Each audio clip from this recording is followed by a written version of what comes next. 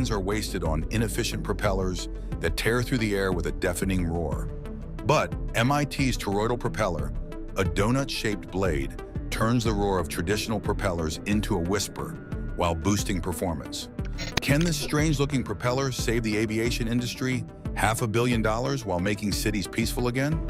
Could this be the breakthrough that finally makes flying cars a reality in our crowded cities? Join us as we find out how this 500 million supersonic propeller will change aviation forever. Typically standing near a small drone, that piercing whine isn't just disturbing. It's revealing a century-old engineering challenge that's plagued aviation since its inception. From the smallest drones to massive cargo planes and even ocean-going vessels, traditional propellers share a common nemesis: aerodynamic noise. What many don't realize is that the loudest noise from these machines isn't coming from their engines at all. The real culprit is the propeller itself, creating what engineers call tip vortices, invisible tornadoes of turbulent air that spiral off each blade's tip. These miniature whirlwinds are responsible for that characteristic high-pitched whine that can be heard from miles away. To understand why this happens, we need to look at the physics of propeller tips. While the hub of a propeller might be rotating at a modest pace, the tips are moving at dramatically higher speeds due to their greater distance from the center. On a typical commercial aircraft propeller, these tips can reach speeds of up to 0.8 Mach, which is about 614 miles per hour at sea level, dangerously close to the speed of sound. At these velocities, even microscopic imperfections in the blade's surface or tiny variations in the air can create significant disturbances. These disturbances manifest as pressure waves in the air, which our ears interpret as sound. The faster the tip's speed, the more intense these pressure waves become. It's similar to cracking a whip. The tip breaks the sound barrier, creating that distinctive snap. While propeller tips typically don't break the sound barrier, they get close enough to generate substantial noise. The problem becomes more complex when one considers the environment where these propellers operate. In urban areas, sound waves bounce off buildings, creating echo chambers that amplify the noise. Over water, sound travels even further, which is why boat propellers can be heard from considerable distances. The noise issue isn't just about comfort, it has real-world implications. Airports face strict noise regulations, limiting their operational hours and flight paths. Military operations require stealth capabilities that noisy propellers compromise. In the emerging urban air mobility sector, noise pollution is one of the biggest obstacles to widespread adoption of air taxis and delivery drones. The physics behind propeller noise also reveals an efficiency problem. All that acoustic energy represents wasted power. Energy that could be used for thrust is instead being converted to unwanted noise. Traditional propellers typically lose between 5 to 15% of their energy to aerodynamic noise, depending on their design and operating conditions. Weather conditions further complicate the situation. Humidity, temperature, and air density all affect how propeller tips interact with the air. High humidity can make propellers louder, as sound waves travel more efficiently through moist air. Temperature inversions can trap noise near the ground, making the problem worse for communities near airports. Engineers have tried various approaches to minimize these effects over the years. Some solutions include adding winglets to propeller tips, similar to those seen on modern aircraft wings, or using swept-back blade designs. While these modifications help, they don't address the fundamental issue of tip vortices. The aviation industry has lived with these limitations for decades, accepting them as an unavoidable trade-off for powered flight. However, with increasing pressure for quieter, more efficient aircraft and the boom in urban drone operations, finding a solution has become more crucial than ever. The traditional propeller design, virtually unchanged since the Wright brothers, was due for a revolutionary rethink. With traditional propellers creating such intense aerodynamic disturbances, what exactly happens when our ears are constantly bombarded by these invisible waves of sound? The human ear is a remarkable instrument, evolved over millions of years to be particularly sensitive to sounds between 1 and 5 kilohertz, precisely the range where traditional propeller noise is strongest. This isn't a coincidence. This frequency range includes many crucial sounds our ancestors needed to hear, from predator movements to infant cries. Today, this same sensitivity makes propeller noise especially problematic for human health. When humans are exposed to constant droning sounds, the body reacts as though it's in danger. The brain's threat detection system, the amygdala, remains activated, triggering a subtle but persistent stress response. This releases stress hormones like cortisol and adrenaline, even when we're not consciously aware of the noise. Over time, this can lead to increased blood pressure, disrupted sleep patterns, and difficulty concentrating. Noise-induced hearing loss is perhaps the most direct consequence. Unlike age-related hearing loss, NIHL can affect people of any age and often develops gradually. What makes it particularly dangerous is its irreversible nature. Once the delicate hair cells in our inner ear are damaged, they don't regenerate. These microscopic sensors, numbering around 16,000 in each ear, can be permanently destroyed by prolonged exposure to loud propeller noise. The impact extends beyond just hearing. Studies have shown that communities near airports and busy helipads experience higher rates of cardiovascular issues. Children in these areas often show decreased reading comprehension and delayed language development. Even brief exposure to intense propeller noise can cause temporary threshold shifts, a temporary reduction in hearing sensitivity that can last hours or days. The decibel levels tell a concerning story. A typical drone operating at close range produces around 85 to 95 decibels, while larger aircraft propellers can exceed 100 decibels during takeoff. For comparison, prolonged exposure to sounds above 85 decibels can cause hearing damage. At 100 decibels, damage can occur in just 15 minutes. The problem becomes more complex in urban environments.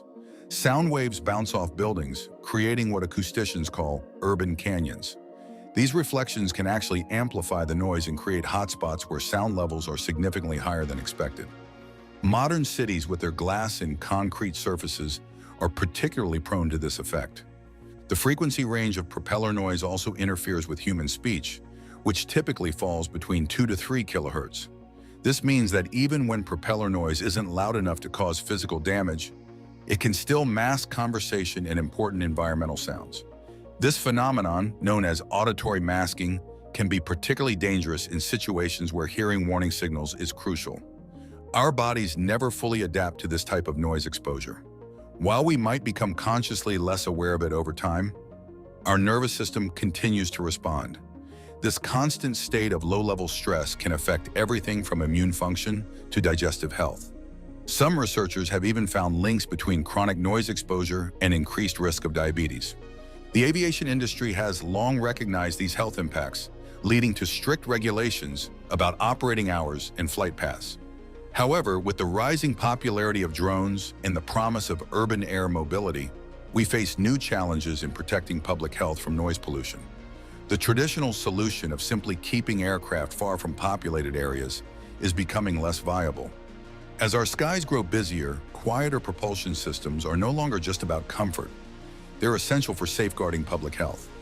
Finding a way to retain the efficiency of propellers while significantly reducing their acoustic impact is a challenge worth pursuing. What if the solution to harmful propeller noise had been hiding in plain sight, shaped like the simplest form in nature? The toroidal propeller represents a radical departure from traditional blade design, taking inspiration from one of nature's most efficient shapes. Like a graceful ring dancer, this propeller's blades perform an elegant loop, with each tip curving back to meet its partner in a continuous circle. This seemingly simple modification creates a profound change in how the propeller interacts with air. At the heart of this design is the vortex ring, a circular flow of air that wraps around the propeller like an invisible tire.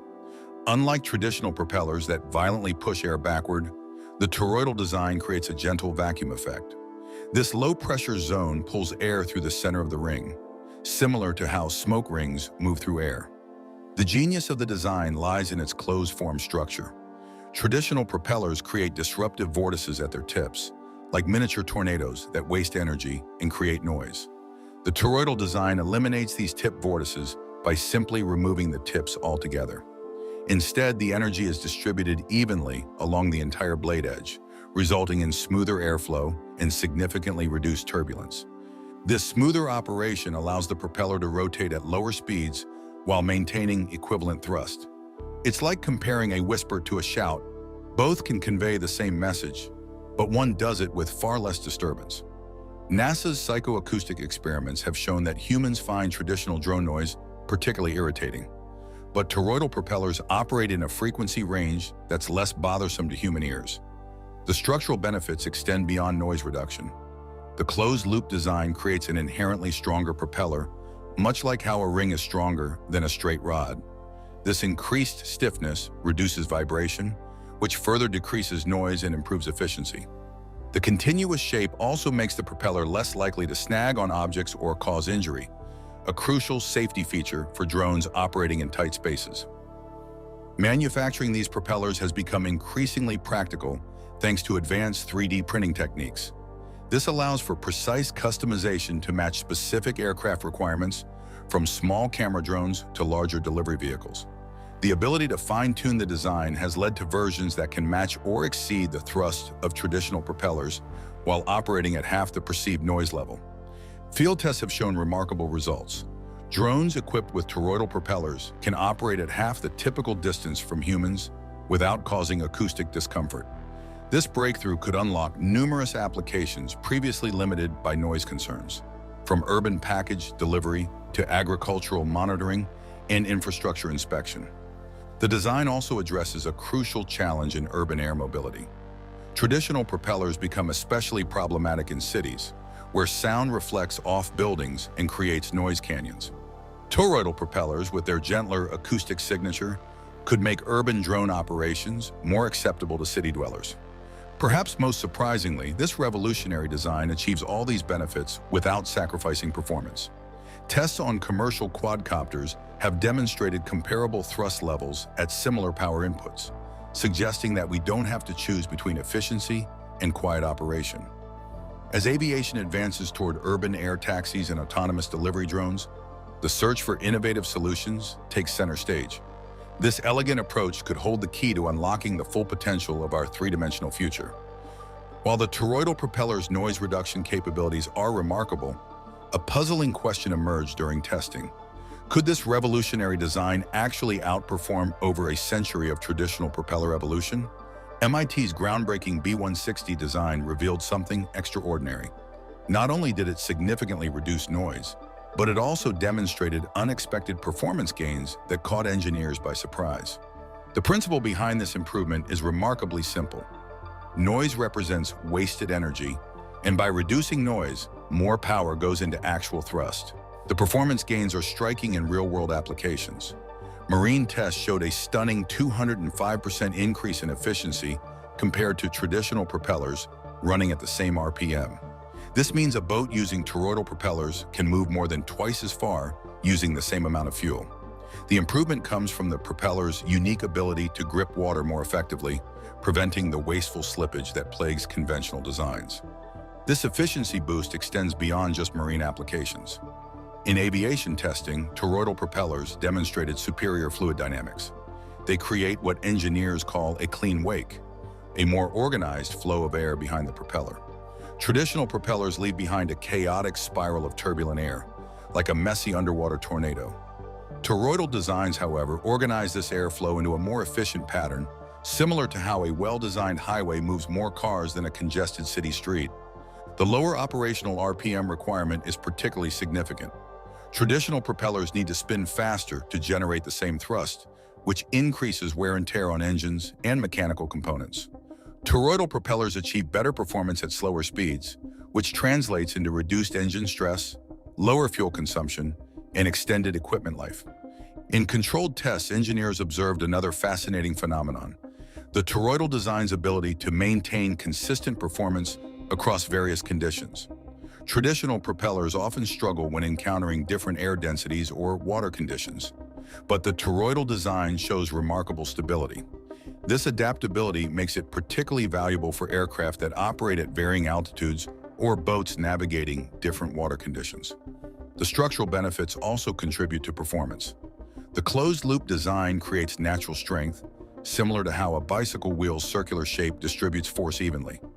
This increased durability means less maintenance and longer service life. In marine environments where propeller damage from debris is common, the toroidal design's resistance to snagging and impact damage provides a significant advantage. Fuel efficiency improvements are particularly noteworthy. Initial studies suggest potential fuel savings of 20 to 30% in marine applications, with similar expectations for aviation use. This reduction in fuel consumption has profound implications for both operating costs and environmental impact. For commercial operators, the fuel savings alone could justify the switch to toroidal propellers, even before considering the noise reduction benefits. The design's effectiveness in handling cavitation, a common problem in marine propellers where vapor bubbles form and collapse, causing damage and reducing efficiency, has proven exceptional. The smooth flow patterns created by the toroidal shape significantly reduce this destructive phenomenon, contributing to both better performance and longer propeller life. These performance gains aren't just theoretical. Real-world testing in various applications, from small drones to larger marine vessels, consistently shows similar improvements.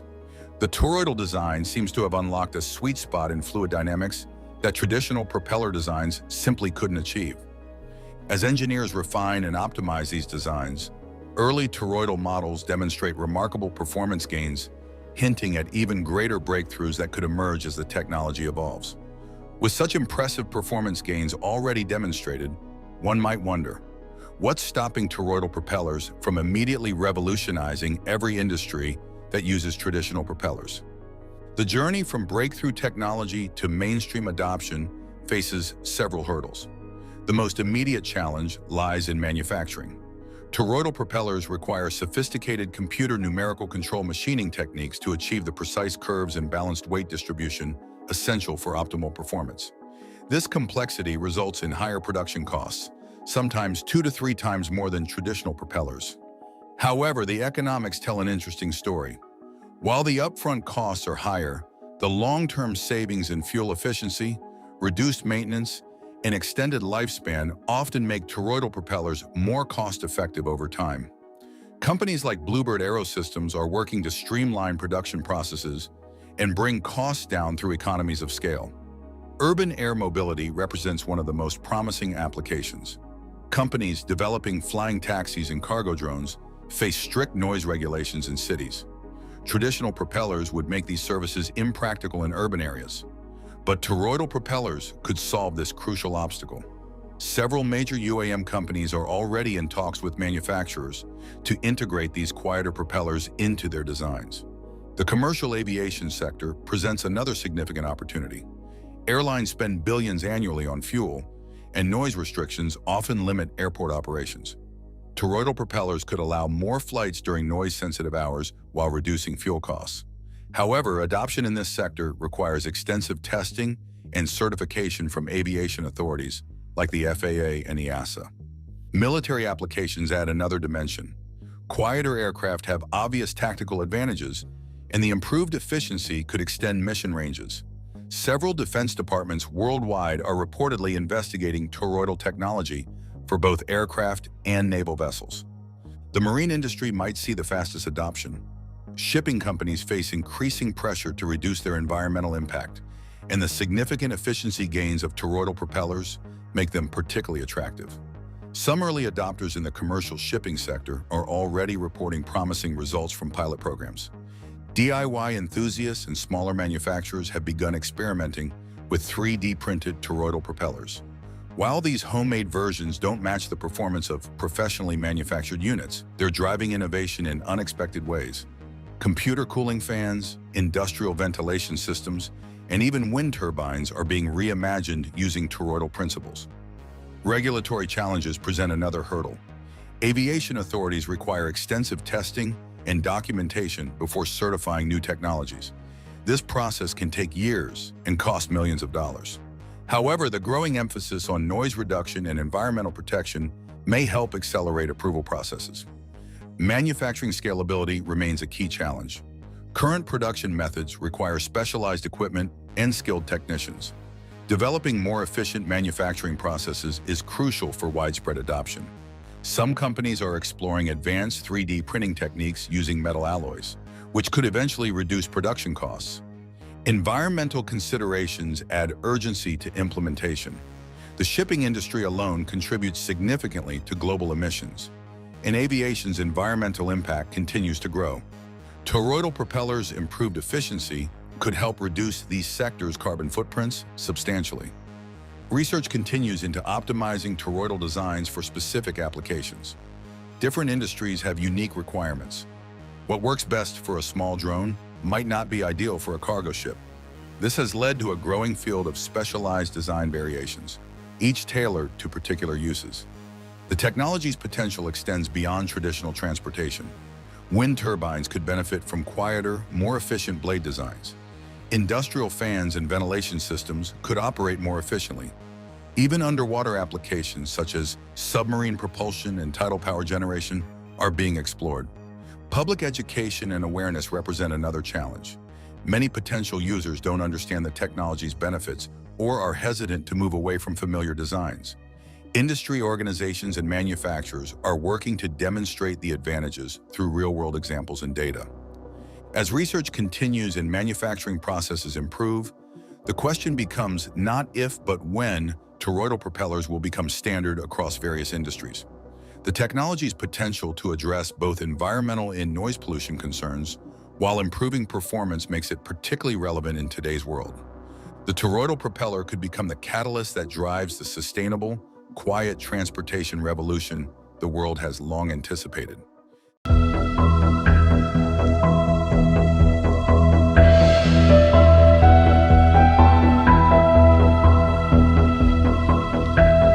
2025 is here, and the global race for air superiority just took a dramatic turn. The YF-23, once shelved and nearly forgotten, has been reborn with cutting-edge technology, and it's sending shockwaves through military circles in China and Russia. But what makes this stealth fighter's comeback so revolutionary, and could it shift the balance of power in the skies? Let's dive into why the reborn YF-23 will shock China and Russia. In the 1980s, the U.S. Air Force was struggling with an emerging threat from the Soviet Union, particularly the advanced Su-27 and MiG-29 fighters. Detected by U.S. reconnaissance satellites in 1978, these Soviet aircraft represented a leap in technological capabilities, designed to outmaneuver and outgun any adversary in close combat. The Su-27, a multi-role air superiority fighter, boasted an impressive thrust-to-weight ratio, advanced avionics, and highly agile flight characteristics. Its ability to perform extreme maneuvers, like the Pugachev's Cobra maneuver, made it a formidable opponent in dogfights. Similarly, the MiG-29 was a highly capable fourth-generation fighter with excellent maneuverability, designed to excel in both air-to-air and air-to-ground combat roles. Its design included a powerful radar system and infrared sensors, making it effective in all weather conditions. The MiG-29's lightweight airframe and powerful engines made it an ideal adversary in terms of speed and agility. In response to this, the U.S. initiated the Advanced Tactical Fighter (ATF) program in the early 1980s, marking the beginning of a race to develop a fighter aircraft that could outpace and outmaneuver these new Soviet threats. The ATF program called for a revolutionary leap in fighter technology. The U.S. Air Force sought aircraft that would feature cutting-edge avionics, modern alloys, composite materials, and fly-by-wire flight control systems, offering unprecedented performance. However, the primary focus of the development effort was on stealth technology, which would allow the new aircraft to evade radar detection, a capability that would be critical in any potential conflict against radar-equipped enemies. The goal was to develop a fighter that could achieve superior performance in terms of speed, agility, and survivability, all while being nearly invisible to enemy radar. By 1986, the Air Force selected two American aviation giants, Northrop and Lockheed, to each develop prototype versions of the next-generation fighter. These two contenders, the YF-22 from Lockheed and the YF-23 from Northrop, were given 50 months to design and build their prototypes. The competition was fierce, with each company employing a wide range of innovative approaches to meet the strict requirements of the ATF program. Northrop's offering, the PAVE-1 Black Widow II, was an ambitious design that drew inspiration from the company's historical P-61 Black Widow, a twin-engine night fighter used during World War II. The PAV-1 prototype incorporated the principles of stealth, with sharp, angular lines and an innovative wing design intended to reduce radar cross-section. The aircraft's unique design included advanced composite materials that contributed to its lightweight structure while maintaining strength and durability. Its black paint scheme, similar to the deadly arachnid for which it was named, featured a black widow spider symbol with the signature red hourglass painted on the fuselage. However, this distinctive mark was eventually removed from the aircraft, and the PAV-1 simply became known as the Black Widow II. Northrop's design philosophy behind the PAV-1 was to create an aircraft that not only excelled in stealth, but also outperformed its rivals in terms of maneuverability and speed. The YF-23 was equipped with cutting-edge propulsion systems, including advanced engines designed to provide superior thrust-to-weight ratios, allowing the aircraft to achieve supersonic speeds without the need for afterburners, a key stealth advantage. Furthermore, the aircraft's unique shape and advanced aerodynamics contributed to its superior handling and agility, outmatching many other aircraft of its time. The PAV-1 was followed by the PAV-2, which continued Northrop's stealthy, spider-inspired theme. The PAV-2 was often referred to as the Gray Ghost due to its dark, matte finish, which further emphasized its radar-evading capabilities. In the public eye, the YF-23 prototypes gained a reputation as one of the most visually striking and stealthy aircraft ever conceived. The YF-23 marked a departure from earlier aircraft designs in a striking way. Its appearance, technical specifications, and the thought process behind its creation reflected a keen focus on stealth and cutting-edge aerodynamics. Although it ultimately lost the ATF competition to its rival, the YF-22, the YF-23's innovative design, still makes it one of the most fascinating aircraft to have ever been developed. One of the key differences between the YF-23 and earlier designs was its reliance on the latest advancements in stealth technology. Every aspect of the YF-23's form seemed to be designed with one goal in mind: to minimize its visibility to enemy radar, infrared, and visual detection. The aircraft featured integrated aerodynamics, with a sharp, diamond-shaped mid-wing that had cut tips, which helped maintain stability while reducing radar signature. The inclusion of a V-shaped fin further contributed to its stealth profile, ensuring that the aircraft remained as unnoticeable as possible to both enemy radar and eyes.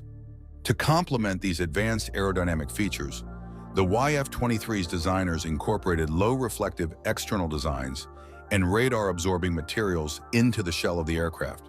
These measures greatly minimized the radar cross-section and were critical in helping the fighter evade detection. Moreover, the positioning of the cockpit was a key design choice. It was raised as high as possible, placing it near the nose of the aircraft. This not only improved the pilot's field of view, but also contributed to reducing the aircraft's radar signature, as the higher placement minimized the risk of detection from ground-based radar systems. During the design and material selection process for both the YF-23 and its competitor, the YF-22, some promising materials were considered. The most notable materials used in the YF-23 prototype included polymer composites, aluminum lithium alloys, and metallic array composites. Ultimately, polymer composites proved to be the most viable option, making up about 25% by weight of the YF-23 prototype. This material was used not only for its lightness, but also for its durability and stealth capabilities. These composites helped the aircraft maintain a low weight while withstanding the stresses of high-speed flight. The YF-23's wings featured deflected single-section tubes and ailerons, as well as air brakes that doubled as maneuvering surfaces.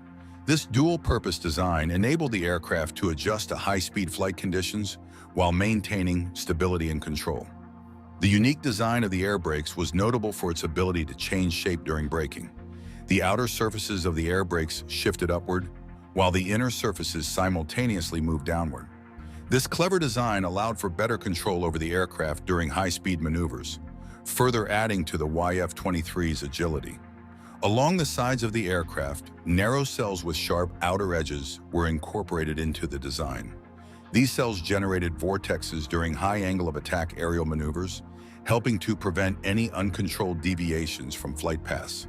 This feature was vital for ensuring that the YF-23 could maintain its stability, even during the most aggressive air combat scenarios. The YF-23 was powered by two turbofan engines, each housed in separate nacelles with S-shaped channels to further protect the axial compressors from radar waves. These engines were integral to the aircraft's stealth profile, ensuring that even its heat signature was minimized. The PAV-1 prototype was equipped with Pratt & Whitney YUP-119 engines, while the PAV-2 prototype featured the more powerful General Electric YF-1 engines. These engines contributed to the aircraft's impressive performance, including its ability to cruise at Mach 1.8, surpassing the YF-22's cruising speed of Mach 1.58. Despite these impressive performance metrics, the YF-23 was ultimately deemed less favorable than the YF-22. While the YF-23 demonstrated superior speed and stealth characteristics, the YF-22 was considered more maneuverable and versatile in terms of combat performance. The U.S. Air Force generals ultimately decided that the future of aerial warfare in the 21st century would rely more on maneuverability than speed or stealth alone. They determined that the YF-22's more conventional design offered a better balance of capabilities for the types of air battles that they anticipated. The Air Force's decision also reflected a reluctance to take significant risks. Despite the potential advantages of the YF-23's revolutionary design, the military and defense contractors were cautious about venturing too far from established norms.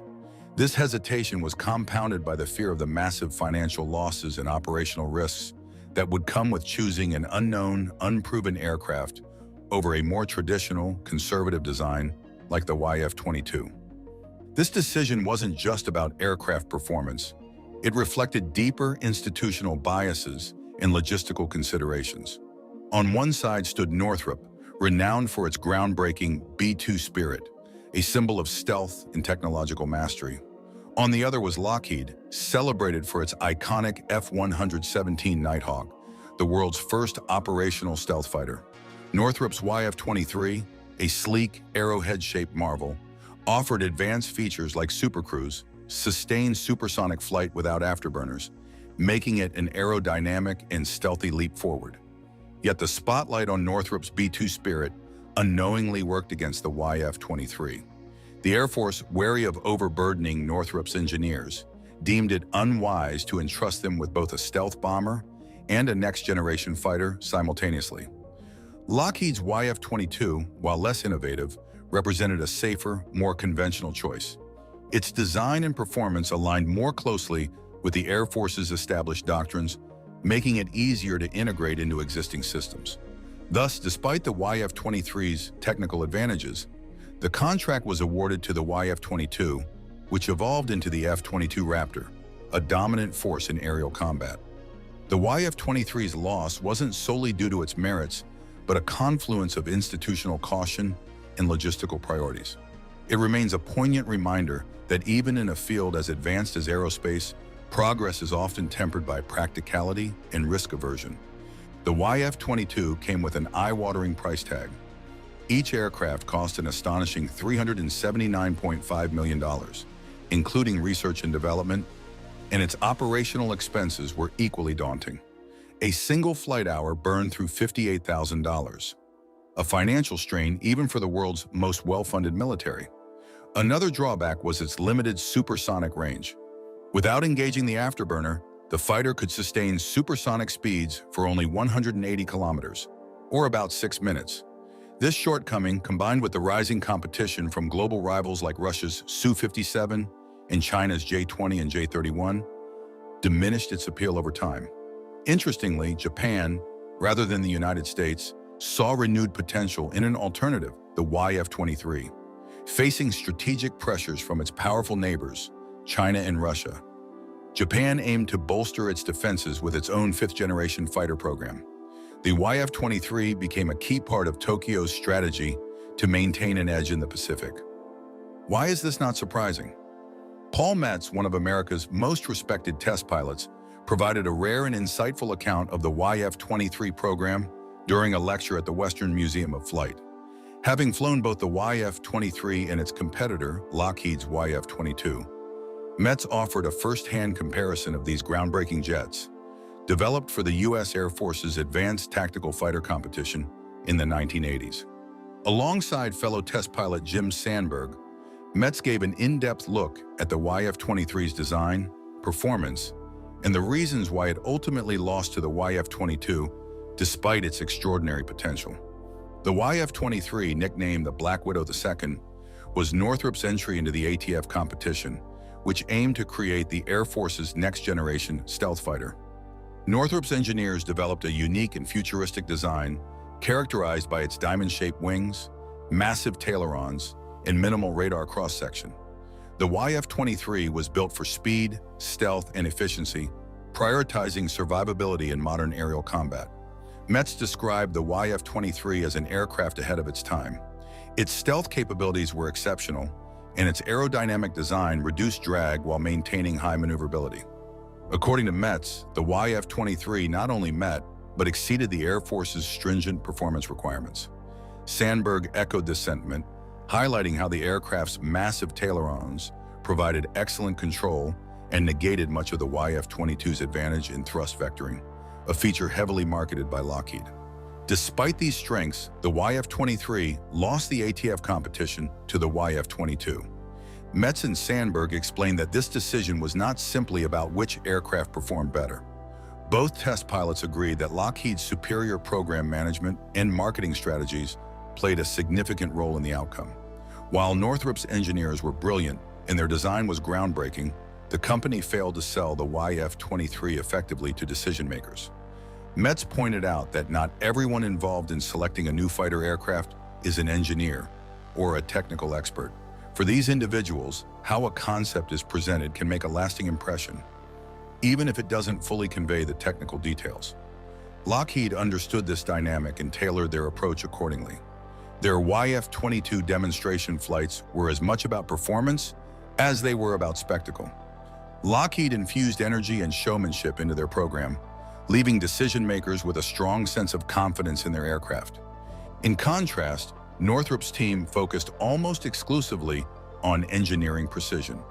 While they succeeded in creating an extraordinary machine, they struggled to communicate its advantages in a way that resonated with non-technical audiences. Metz described this lack of marketing finesse as a critical shortcoming that may have cost the YF-23 its future.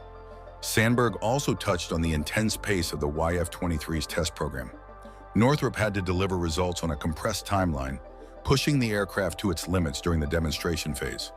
Despite the challenges, the YF-23 performed exceptionally well. Sandberg recalled several high-stress moments, including in-flight emergencies, but praised the aircraft's reliability and the skill of Northrop's engineering team in resolving issues quickly.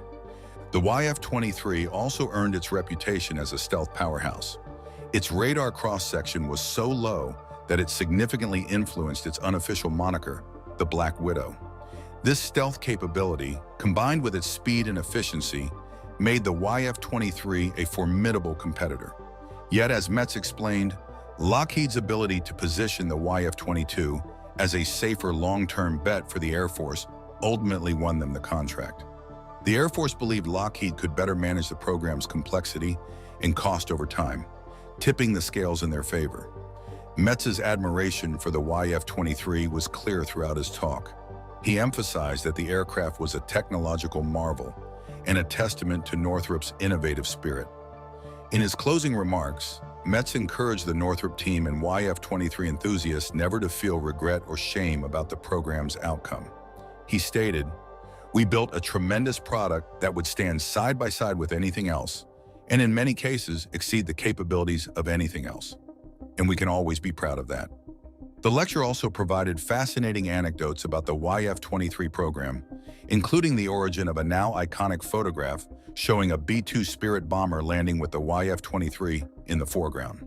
This image captured the essence of Northrop's cutting-edge contributions to aviation and remains a symbol of what might have been. Sandberg shared details about the aircraft's accelerated flight test program, as well as some of the in-flight emergencies that arose during demonstrations, highlighting the skill and dedication of everyone involved. Even though the YF-23 was not selected, its legacy continues to grow. Over the years, it has achieved near-legendary status among aviation enthusiasts, with countries like Japan considering it one of the most enigmatic and fascinating aircraft ever built. The sleek, unconventional design and the story of its narrow loss to the YF-22 have only added to its mystique. Metz and Sandberg's insights provide a rare glimpse into the YF-23's development and the broader ATF competition. In the late 1990s, Japan faced a critical defense challenge. When the U.S. Congress refused to export the advanced F-22 Raptor stealth fighter, Japan was left to find a solution on its own. Recognizing the need for a modern, advanced stealth fighter, Japan embarked on a bold mission to create the Mitsubishi FX, also known as the F-3.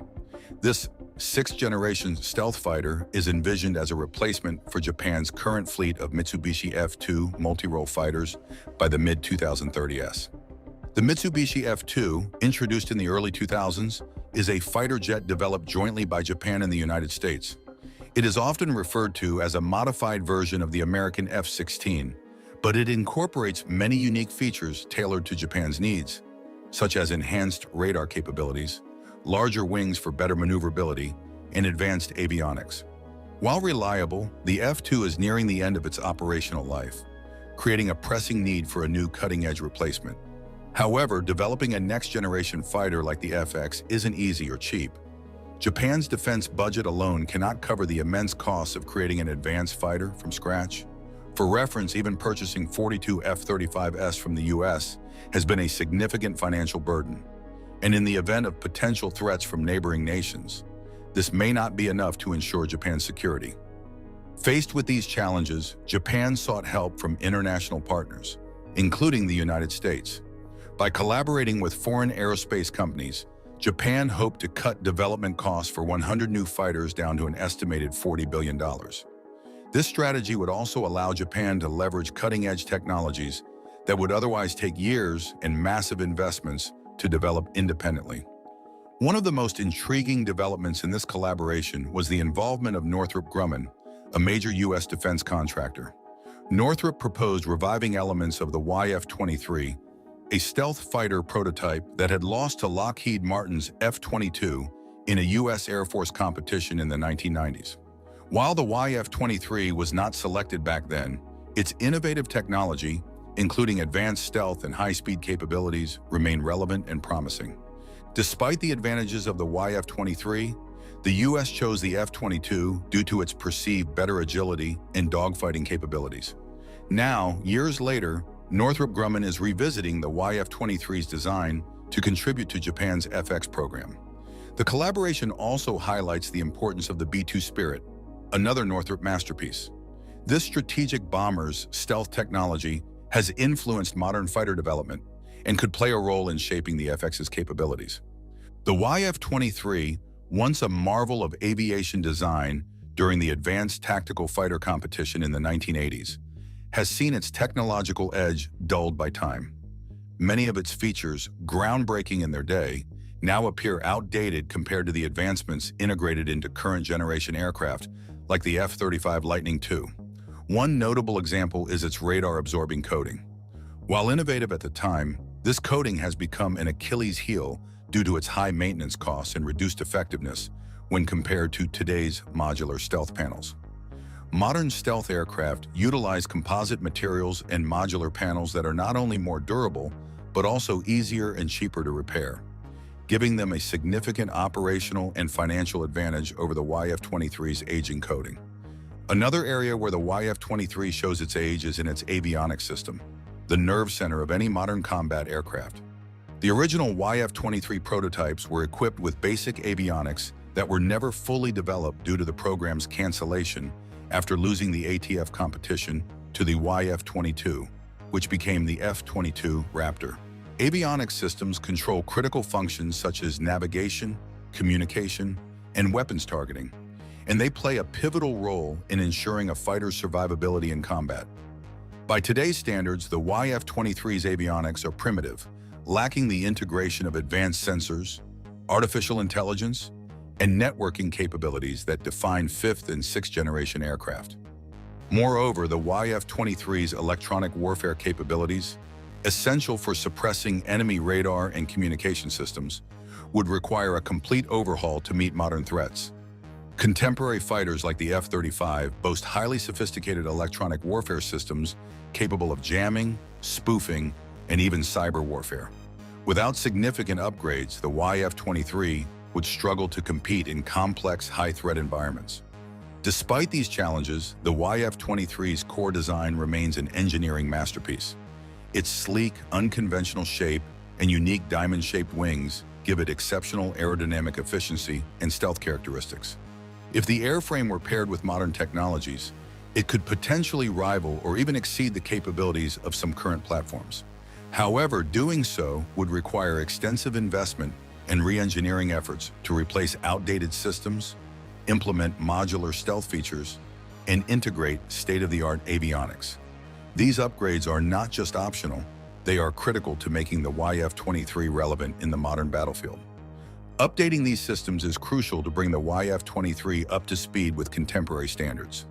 Despite its age, though, the YF-23 retains several strengths that continue to make it a fascinating design with potential relevance today. In its prototype stage, the aircraft achieved an impressive top speed of Mach 1.8, which, while slightly behind modern fifth-generation fighters like the Russian Su-57, Mach 2, is still a respectable figure. It's important to remember that the YF-23 was never fully developed for operational use. With today's advancements in engine technology, lightweight composite materials, and heat-resistant alloys, its performance could see substantial improvements, potentially surpassing its original capabilities. One of the YF-23's standout features is its aerodynamic design, a hallmark of its engineering brilliance. Unlike more conventional fighter jets, the YF-23 employs a unique diamond-shaped wing configuration and blended fuselage contours that drastically reduce drag. This design not only supports higher speeds, but also increases fuel efficiency, giving it a longer range, an advantage in extended missions. Additionally, the layout provides increased internal space for weapon storage, a critical feature for stealth operations. Modern radar systems can detect external weapons mounts, so carrying munitions internally is essential to maintain low observability. The YF-23's aerodynamic ingenuity also extends to its handling capabilities. The design minimizes instability and allows for greater control during high-stress maneuvers, even at extreme angles of attack. This agility, coupled with its stealth-oriented features, positioned it as a formidable contender during the advanced tactical fighter competition. Though it ultimately lost to the YF-22, the YF-23's smooth, futuristic design philosophy still inspires comparisons with today's most advanced stealth fighters. With modern updates, the YF-23 could bridge the gap between legacy and contemporary technology, harnessing its unique strengths while incorporating cutting-edge innovations to remain competitive in today's aerial combat landscape. Japan's decision to build on the YF-23's foundation reflects a calculated approach to balancing innovation with practicality. Instead of starting from scratch, this strategy capitalizes on the YF-23's unique strengths, positioning it as a cost-effective and efficient path to developing a next-generation fighter. The original YF-23, with its unconventional diamond-shaped wings and blended fuselage, already boasted exceptional stealth and aerodynamic efficiency. By enhancing these qualities with modern advancements, Japan aims to create a fighter that occupies a distinct niche in global aviation. The envisioned fighter seeks to blend the best of two worlds: the high stealth capabilities of the F-35 Lightning II and the super maneuverability of Russia's Su-57. While the F-35 excels in radar evasion and network warfare, it lacks the agility needed for certain combat scenarios. On the other hand, the Su-57 prioritizes extreme agility but sacrifices some stealth. Japan's adaptation of the YF-23 could bridge this gap, offering both exceptional stealth and agility. This dual focus would make the new fighter versatile, capable of excelling in a variety of missions, from air superiority to deep penetration strikes in heavily defended areas. Beyond the technical aspects, this initiative represents a broader strategic move for Japan. Developing an advanced fighter based on the YF-23 aligns with Japan's goal of strengthening its defense capabilities amid evolving regional threats. At the same time, this project advances Japan's aerospace industry, positioning it as a leader in cutting-edge aviation technology. By combining indigenous innovation with international collaboration, Japan has the opportunity to create a fighter that not only meets its defense needs, but also becomes a competitive option for export markets. This isn't just about reviving an old design, it's about reimagining it for the challenges of modern aerial combat. Japan's approach involves integrating state-of-the-art avionics, modular stealth panels, advanced sensors, and next-generation propulsion systems. The result could be a fighter that surpasses the YF-23's original potential, setting new benchmarks in performance and survivability. In the end, Japan's effort to reinvent the YF-23 is as much about strategy as it is about engineering. It represents a forward-thinking approach that combines the wisdom of leveraging proven designs with the ambition to redefine what a modern fighter can achieve.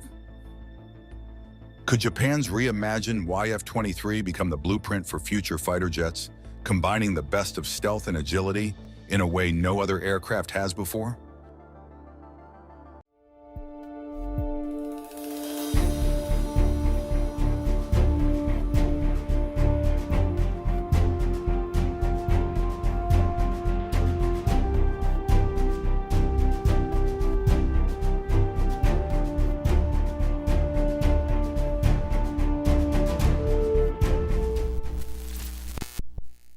Aviation has always been about defying limits, but hypersonic flight is taking this to a whole new level. This new hypersonic jet by the United States could make the world feel smaller than ever by allowing travel at speeds far faster than what we have today. What technological innovations support these endeavors, and who is involved in this audacious mission? Join us as we look into the U.S. force testing the most dangerous hypersonic jet ever, and it's ready to fly. Traveling in the world today is fast, but there is a way to make it even faster that only a fraction of the time currently required will be used, and all is becoming a realistic possibility with hypersonic flight, which aims to achieve speeds greater than Mach 5. However, the realization of this technology involves overcoming significant challenges in both physics and engineering. First, hypersonic speeds cause huge heat. It is known that whenever an airplane flies at the speed of Mach 5, then the air molecules tend to rub against each other and create heat above 1,800 degrees Fahrenheit, and this heat is enough to melt ordinary materials. This has caused engineers to come up with materials that have high heat resistance and special cooling mechanisms. Hypersonic aircraft also have to face a problem such as drag, which escalates sharply with speed and calls for a higher energy propulsion system than the regular jet engines. To complicate design matters even more, one must differentiate between hypersonic and supersonic propulsion. Supersonic aircraft such as Concorde use turbojet engines. However, such engines are not as effective as hypersonic speeds. Hypersonic aircraft can be equipped with one or more types of propulsion, with turbojets acceptable for low-speed flight, while ramjets or scramjets for high-speed flight conditions. However, each of these systems has its issues. For instance, ramjets and scramjets, these types of aircraft engines can only be ignited at supersonic speed. Thus, takeoff and landing processes are complex engineering challenges. In addition to propulsion, sustaining hypersonic stability and control in the atmosphere is a major engineering challenge. At such speeds, the airflow becomes irregular and has to be modeled and predicted through analysis using computational fluid dynamics, CFD, when designing or by having an advanced flight control system to reshape the airflow immediately. Nevertheless, hypersonic capability research remains relevant due to transformative possibilities. But what technologies make such a transition from ideas to implementation possible? Several innovations are already in works and are paving the way to hypersonic flight, and one of them is the creation of hybrid engines, which include the Chimera engine by Hermes. This is a turbine-based combined cycle TBCC engine that merges features from turbojets, ramjets, and scramjets, making it highly efficient. TBCC engines are innovative as they combine the benefits of each propulsion system with the least of their drawbacks. For instance, turbojet can provide far more efficient and a low-speed range together with takeoff, while ramjet and scramjet take over for hypersonic speed range. Thanks to the Chimera engine, this transition was performed successfully, which can be considered one of the significant achievements in the field of hypersonic technology. Another important addition is materials science. Building hypersonic aircraft requires the use of new advanced materials, which include alloys, ceramics, and composites that can contain thermal and mechanical stress. Certain implementations use coolants whereby the heat is carried and dissipated through channels within the design structure to avoid structural collapse. Navigation and control systems also become an equally significant factor in the whole process of reducing oil consumption. The speeds in hypersonic flight are unprecedented, and any small iota of inaccuracy or delay in data processing becomes catastrophic. Sophisticated sensors, artificial intelligent flight control systems, and machine learning help instant decision-making based on variations in the environment. To further improve results, some corporations are going for low-cost approaches to product development, including using readily available parts in creating the testing environment. For example, Hermes used the Chimera engine with the help of real-world turbine engines, including the General Electric 85. This approach was time and cost-effective as compared to the traditional practices which effectively helped to fast-track the project. That is impressive, yet how are some of these innovations being incorporated into the newest hypersonic designs? Focusing on its quarter-horse program, Hermes presents the development of hypersonic technologies. This program is designed to test and refine hypersonic flight capabilities through a series of progressively advanced prototypes, MKO, MK1, MK2, and MK3. The MKO, the first one, was used to test most of the common equipment and functionalities, the most important of which were including the remote command and ground control. While it took only 6 months to construct the MKO, the rocket met performance standards that included state monitoring and lost link testing during an assessment at the Air Force's Arnold Engineering Development Complex. Expanding upon this output, Hermes has since presented the MK1 as a remotely piloted vehicle with a test flight planned for before the end of 2024. This version will come up with a high-speed takeoff and landing of the planes, which is an essential factor in the future of hypersonic travel. The MK2, accordingly, will come equipped with the improved Chimera 2 engine, which, with the help of incorporating more potent components for the given model, is capable of reaching a speed of up to Mach 2.5. The most challenging goal is associated with the MK3, which is designed to surpass the current maximum airspeed record holder, the SR-71 Blackbird. The MK3 is designed to perform flight transitions between turbojet and ramjet and is set to achieve Mach 4. These iterations not only demonstrate how quickly hypersonic platforms can be developed, but also how quickly projects should scale. With each version, Hermes is gradually inching toward the achievement of ordered hypersonic flight. So what does the future have in store for such applications of these technologies in commercial practitioners? Despite the fact hypersonic technology has been applied mainly in the defense and research field, now there are companies such as Hermes looking for possible ways of hypersonic technology's application in the field of commercial aviation. Potential projects in the small economy model, such as the passenger aircraft known as the Halcyon, demonstrate the possibility of this future. Potential application of hypersonic aircraft includes long-distance air transport, drastically reducing the New York to London time to 3/4 of an hour, or 90 minutes if you will. This speed is realized at operational altitudes ranging from 100,000 feet and above, where there is less air resistance and drag, hence less fuel consumption. However, several challenges are still indispensable before this vision can become a reality. One major obstacle is noise. Sonic booms are produced by hypersonic aircraft, and they can cause disturbance in populated regions. To tackle this, experts are working on designing aircraft that produce less noise and identifying flight routes that pass over sea and areas with few people. Some of the challenges include environmental impacts because hypersonic engines have higher emission rates per distance covered. However, current research on the development of sustainable fuels and advanced engine technologies could offset such an effect. However, the steepest challenge remains the expense incurred in the creation and maintenance of hypersonic airliners. These aircraft use advanced materials and technology, and this makes their prices high, hence may not be easily acquired. However, lessons learned from early prototypes such as quarter horse could help minimize the cost of production over time. Last but not least, in order to enable hypersonic flight vehicles, regulatory frameworks need to be developed. Additional considerations such as treaties governing the use of international airspace, safety requirements, and noise ordinances will have to be adapted to accommodate routine use of them for commercial purposes. However, major funding and cooperation from institutions such as NASA, along with the U.S. Air Force, are a testimony to the idea of hypersonic travel. Is it possible for the Halcyon to be the Concorde of the future? Or is there a new entrant on the horizon to threaten Hermes' supremacy? Hypersonic flight is the dream of tomorrow's planes fully realized and implemented at a science fiction rate. Whether it will change aviation in the way it is planned will depend on the above-mentioned issues concerning technicalities of the machinery, the improvement of the prototypes like the quarter horse, and societal issues. While all this is impressive and unique to be able to travel at a faster speed than before, what exactly led to this, and where is the root of all this plan based on? The application of hypersonic flight means, which is determined by the velocities above Mach 5, has origins in the never-ending desire for higher velocity and the constant evolution of aviation technologies.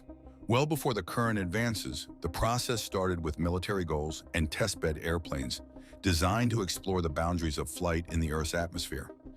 During the middle part of the 20th century, the global superpower rivalry of the Cold War drove the pace of aerospace innovation. Military superpowers pumped their money into high-speed reconnaissance and defense systems, which saw technological advances that included the SR-71 Blackbird. Built for the Air Force by Lockheed's Skunk Works, the SR-71 could go Mach 3.3 and over 85,000 feet. This remarkable aircraft often used the Pratt & Whitney J58 engines, which were a hybrid of turbojet and ramjet technologies. The Blackbird, although not definitively a hypersonic aircraft, provided valuable experience by executing the problems of heat control and power at high velocities. At the same time, both NASA and military research facilities started to use rocket-powered plane for studying the possibilities of hypersonic flight. NASA's X-15 program, with the support of the U.S. Air Force, reached a bypass speed of Mach 6.7 in the early 1960s. With the ability to reach a top speed of over Mach 6, the X-15 with liquid-fueled rocket engines was an incredible success in furthering the study of hypersonic flight. However, its radical dependence on rocket propulsion was a drawback that did not permit consistent wandering in the atmosphere. The search for sustained hypersonic flight changed in the 1980s with the National Aerospace Plane NASP, or X-30 program. Initially proposed as a single-stage-to-orbit vehicle, the NASP envisioned using advanced propulsion hardware and composite materials to achieve hypersonic velocity. Though the program was stopped on its track by insurmountable technical and budgetary problems, it contributed so much to the scientific advancements in material science, computational modeling, and propulsion systems. Towards the end of the 1990s and into the early 2000s, exciting new aircraft such as the Boeing X-43 and X-51 proved that the scramjet or supersonic combustion ramjet was a real possibility. These vehicles, capable of reaching more than Mach 7, demonstrated the possibility of using scramjets in hypersonic technologies. It also pointed out some serious drawbacks, like the problem of sustaining the combustion at high velocities or the need for extra power sources to help the craft during the takeoff phase. These preliminary works formed the basis for contemporary hypersonic advances, as well as the first steps towards creative perspectives in propulsion apparatuses and superior models. But what particular advancements in the engine design have made the progression to hypersonic flight? Propulsion technology is at the core of hypersonic flight, and learning the evolution path from primitive rocket engines to contemporary hybrid systems took decades. Previous means of propulsion, like the turbojets and rockets, were found to be inefficient for sustaining hypersonic motion and needed innovative designs that could efficiently operate through hypersonic flight. The first tries toward the achievement of hypersonic speed employed rocket power. Forces like the reaction motors XLR-99 that powered M2 in the X-15 supplied the vector thrust, delivering raw power for velocities greater than hypersonic. These engines used liquid oxygen and anhydrous ammonia and produced lots of thrusts. However, their use of oxidizers on board and high fuel utilization rate made them unsuitable for application in the atmosphere. Rocket motors provided initial insight into the hypersonic environment, but they were not well suited for longer duration missions, long on-station times, or efficient use of fuel. This limitation led to the creation of air-breathing propulsion systems for needed thrust. Turbojets became a special innovation in aviation power plants, which used the oxygen in the atmosphere for burning. These engines, which first compress the air coming from the air intakes before mixing it with fuel, make good subsonic and supersonic planes. However, due to high drag and thermally induced stresses, their performance degrades above Mach 3. The engines that were installed in the SR-71 Blackbird models were Pratt & Whitney J58, and they introduced some elements of ramjet at high speeds. These engines could convert to turbojet and ramjet, where ramjet capability made it possible for the SR-71 to maintain a speed of up to Mach 3.3. However, the use of these capabilities could not be considered a suitable strategy for hypersonic travel. After the development of jet engines, ramjets, which do not use any form of rotating compressor but instead rely on the forward motion of the aircraft, became the subsequent advancement in propulsion devices. Turbojets are less complicated and lighter than these engines, and therefore suitable for supersonic flight. But the performance is at its best up to Mach 3 because the air entering the combustion chamber becomes very hot and cannot be combusted effectively. This problem is eliminated in scramjets, a variation of ramjets that maintains supersonic airflow throughout the engine. These engines allow for steady burning at velocities of more than Mach 5 and are a foundational aspect of current hypersonic design. Some examples of scramjet propulsion at speeds of Mach 7 and above include NASA's X-43 and Boeing's X-51. Nonetheless, scramjets are not effective at low velocities and need an additional power source for the vehicle to reach the speed where a scramjet can be used. The TBCC engines brought a revolution in the hypersonic propulsion system as it spearheaded a new phase altogether. As an amalgamation of turbojet, ramjet, as well as scramjet systems applied in one unification, TBCC engines meet the drawbacks of singular solutions. Turbojets deliver thrust at low speeds, ramjets are meant for supersonic speeds, and scramjets are meant for hypersonic speed. Hermus's Chimera engine is a good example of the TBCC system as it combines the ready-made turbine technology with the design-to-order ramjet as well as scramjet parts. This design makes it possible to switch between the different modes of propulsion and thereby allow for optimal power at a variety of speeds.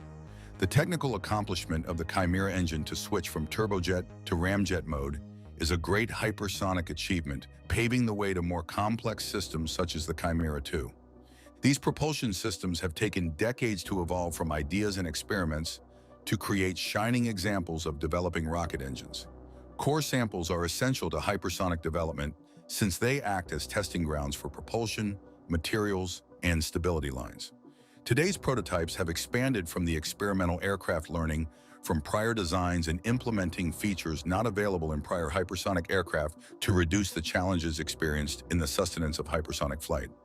The X-43 and X-51 projects were crucial since they pioneered scramjet propulsion among scramjet developmental high-speed projects. The X-43 itself moved up to a speed of Mach 9.6 in 2004 and thus became the fastest air-breathing vehicle in the world. Similarly, the X-51 successfully tested scramjet at Mach 5.1 in 2010 for a 4-minute flight, fostering more advancement of scramjet for hypersonic usage. However, these programs also expose some inherent deficiencies of the scramjet, such as the requirement for an additional rocket propulsion system and combustion instability at very high speeds. The high-speed glide was tested by the DARPA Falcon Hypersonic Technology Vehicle 2, HTV-2, for hypersonic glide. The HTV-2 was initially released through a rocket and reached Mach 20 before it started gliding toward its intended destination from space. Though the program experienced issues such as thermal protection and aerodynamic stability of the vehicle, the program provided useful data for the design of true hypersonic vehicles that are to remain airborne for significant periods. Private companies are moving to the forefront of hypersonic technology development, as shown in recent years. Some of the companies that participate in this industry include Hermus, which has transitioned to a more refined system of creating its prototypes through the quarter horse program. As opposed to previous attempts that still depended on government support, Hermus highlights the necessity to work fast, in cycles, and within tight budgets. The quarter horse program has 4 models: MK0, MK1, MK2, and MK3, which are all prototypes for hypersonic flight testing. The MK0 has been used as a ground-based testing model for main structures and key systems. The MK1, which is due to start test flights at the end of 2024, will be used to test high-speed vertical takeoff and landing capabilities. The MK2 model is a new level with the Chimera II engine, with the possibility of reaching a top speed of Mach 2.5. This version will try switching between turbojet and ramjet modes as a foundation for the development of Mk3, which is being designed to set a record for the speed in the air, currently held by the SR-71 Blackbird. The fact that the quarter-horse program is divided into modular phases and the time to create this product has been significantly reduced proves that the private sector can contribute to the development of hypersonic technology. And with it, with every single prototype, the dream of hypersonic flight and the ability to achieve it becomes less a dream and more possible. In this process, they are continuing to deliver new dimensions for aviation that can create new opportunities not only for the military, but also for commercial ones.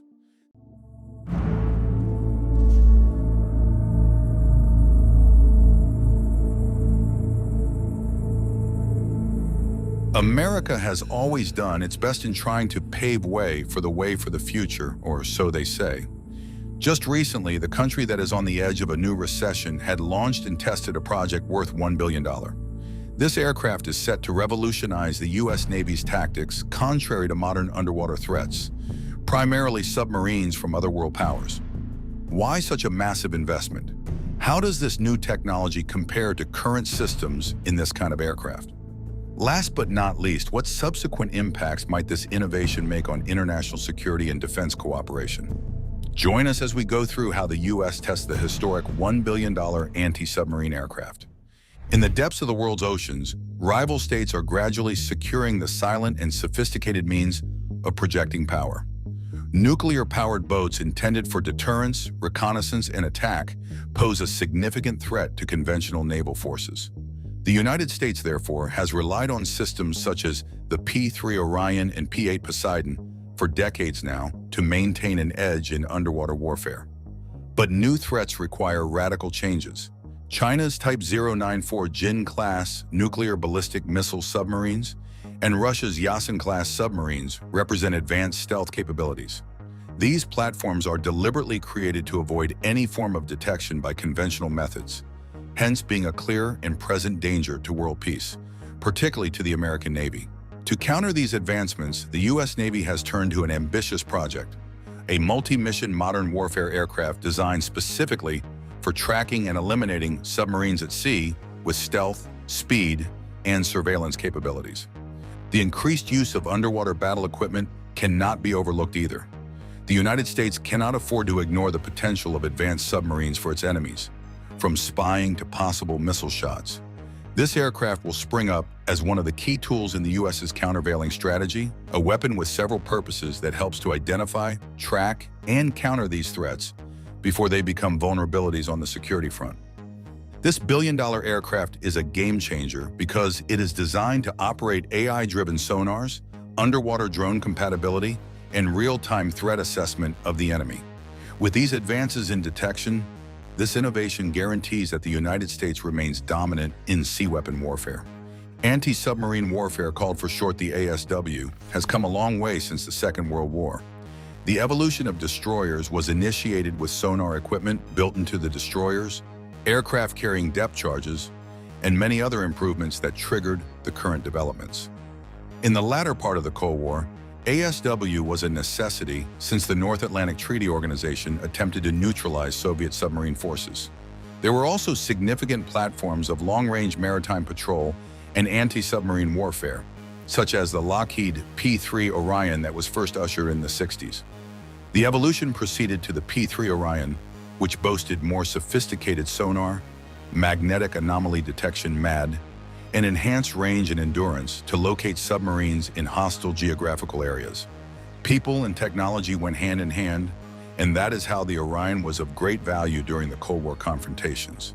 This aircraft's capability to address new threats as they emerged demonstrated the ASW development dynamics. Another big step was made with the coming of Boeing's P-8 Poseidon. First activated in the 2010s, the Poseidon integrated cutting-edge radar technology, enhanced endurance, and strong armed weaponry, making it a cornerstone of the modern ASW arsenals. However, the P-8 lacks effectiveness in dealing with hypersonic underwater vehicles and ultra-quiet submarines, making the need for next-generation solutions quite evident. This $1 billion aircraft furthers this concept with futuristic features, such as a quantum navigation system, electromagnetic detection array, and drone deployment system.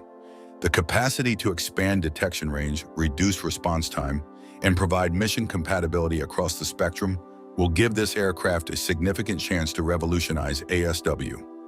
This anti-submarine aircraft, which embodies aviation history, is equipped with a set of innovations. Its sensor systems include new generation sonar arrays that can distinguish between natural sea manifestations and man-made objects with the highest level of precision. Also, its quantum navigation system reduces the dependence on GPS, thus making it possible to maintain consistency with the system's operations in regions where GPS signals may be interfered with. One of the best options is the integration of its activities with autonomous underwater drones. These affixed drones can be released mid-flight to increase the surveillance range of the parent aircraft. Mounted with personal high-definition cameras and microphones, they are force multipliers that can cover multiple targets at once. In addition, it has an artificial intelligence on board that processes and forebodes vast data flows in real time and can find patterns that operators could miss. The aircraft has a powerful propulsion system that ensures it deploys for many hours, while it is hard for the enemy radar to locate it. Advanced materials make it difficult to detect on radar, apart from in areas that are heavily watched. On the other hand, it has sharpened weapon systems, such as precision-guided torpedoes and payloads that address emergent submarine threats with little impact on other parties. It is also important to mention that the aircraft is integrated with next-generation communication systems to optimize data link sharing across naval and allied forces. This integration will enable a commander to make timely decisions based on tactical intelligence obtained on the actual battlefield. With these capabilities, the $1 billion anti-submarine aircraft holds the record of being one of the greatest marvels of engineering. The appearance of this aircraft in the United States arsenal caused waves across the global map. It also offers allies the chance to expand cooperation in coast security, especially in the South China Sea and the Arctic. For adversaries, it highlights the increasing problem of how to deal with the United States' technological advantage. China, and in particular Russia, are known to have advanced their submarine capabilities significantly, especially in the context of asymmetric warfare. Beijing's focus on anti-access/area denial A2AD capabilities, and Moscow's emphasis on strategic deterrence through sun-powered submarine-terminated ballistic missiles are both troubled here. When the aircraft is applied, these nations might have to reconsider their underwater tactics, which may lead to the emergence of new developments in submarines. Also, the aircraft's capacity to share data in real time contributes to the overall North Atlantic Treaty Organization alliance. Since it offers targeting information to friendly fleets, it facilitates the development of a joint response to threats, thus improving the general safety of the forces on the field. On the other hand, such developments might also lead to an arms race, therefore triggering concerns of volatility in maritime spheres. Countermeasures like the stealth technologies on submarines or having advanced electronic warfare add complexity to this changing balance. The incorporation of this aircraft into combined defense plans has also refocused attention on critical axes of communication, such as the Malacca and Bosporus Straits. Protection of such critical avenues has remained a key factor in member states' defense strategies. To such a degree, how will these dynamics prepare the future of international defense collaborations? Well, the historic anti-submarine aircraft is not only an American product, it is also a call to world partnership for defense. Other nations like Australia, the United Kingdom, and Japan, which have similar threats to their maritime security, will benefit from this kind of technology. Combined practice and intelligence cooperation strengthen the aircraft's value. In waters of the Indo-Pacific, where China's naval power is posing a strategic challenge, this aircraft helps Quad, which consists of countries named Australia, India, Japan, and the United States, to uphold freedom of navigation. Likewise, in the Arctic region, where the ice is melting and new sea lines of communication are becoming operational, this platform assists the North Atlantic Treaty Organization in tracking Russian movements. Such cooperation measures guarantee the utilization of the aircraft capacities and promote confidence amongst the partners. Nevertheless, some issues are associated with reliance on such advanced technology. These systems may not be easily incorporated into the fleets of smaller countries, hence the need for capacity-building programs. Further, access to secured technology also creates questions about the security of technology and its ownership. The management of the collaborative relationship, as well as the general balance between sharing information and maintaining strategic differentiators, remains a rather challenging endeavor.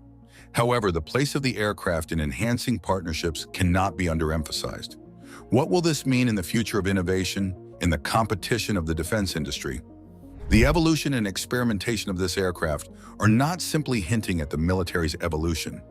They benefit the U.S. defense business. Companies such as Boeing, Lockheed Martin, and Raytheon have been involved in taking charge of this project with more vigor. The ripple impacts are passed down to subcontractors and suppliers, benefiting the nation's economy through growth and employment. This project also shed light on the emerging relationship and confluence of private sector development and military requirements. For instance, this world-class aircraft relies on technologies such as AI, quantum computing, and advanced materials originally intended for the civil industry. Such synergism helps enhance technological advancement within various industries. However, the $1 billion price tag makes it questionable when it comes to the cost-benefit analysis and opportunity costs. Could these funds have been channeled elsewhere to other significant national defense sectors? Critics say that proponents of high-technology approaches may draw resources away from more important concerns, such as the training of sailors and the refurbishing of current fleets. However, they argue that such investments are crucial for being at par, especially given the rate of technological advancement in the market. In addition, the success of this aircraft bolsters the United States defense export market and makes it one of the prominent producers of sophisticated military technology. It might also lead to an increase in market share, whose benefits could, in turn, fund further innovations. This is a virtuous triangle of technological advancement and economy. The United States has a long history of creating specific aircraft designs for conducting anti-submarine warfare in the middle of the 20th century. The Grumman TBF Avenger in the Second World War brought airborne ASW capability with radar and depth charge installation to track submarines while in the deep sea. This innovation served as the hallmark of the revolution that characterized naval aviation from that time forward. In the Cold War, the most famous aircraft was the Lockheed P-2 Neptune, which provided increased range and payload. The P-3 Orion followed it. This aircraft was associated with modern ASW capabilities. This tragic catastrophe is regarded as the benchmark for magnetic anomaly detection and advanced sonobuoys for MPAs worldwide, incorporated in the Orion. From then until the early years of the 21st century, the Boeing P-8 Poseidon introduced new opportunities to the field that became the mainstay of U.S. naval ASW operations.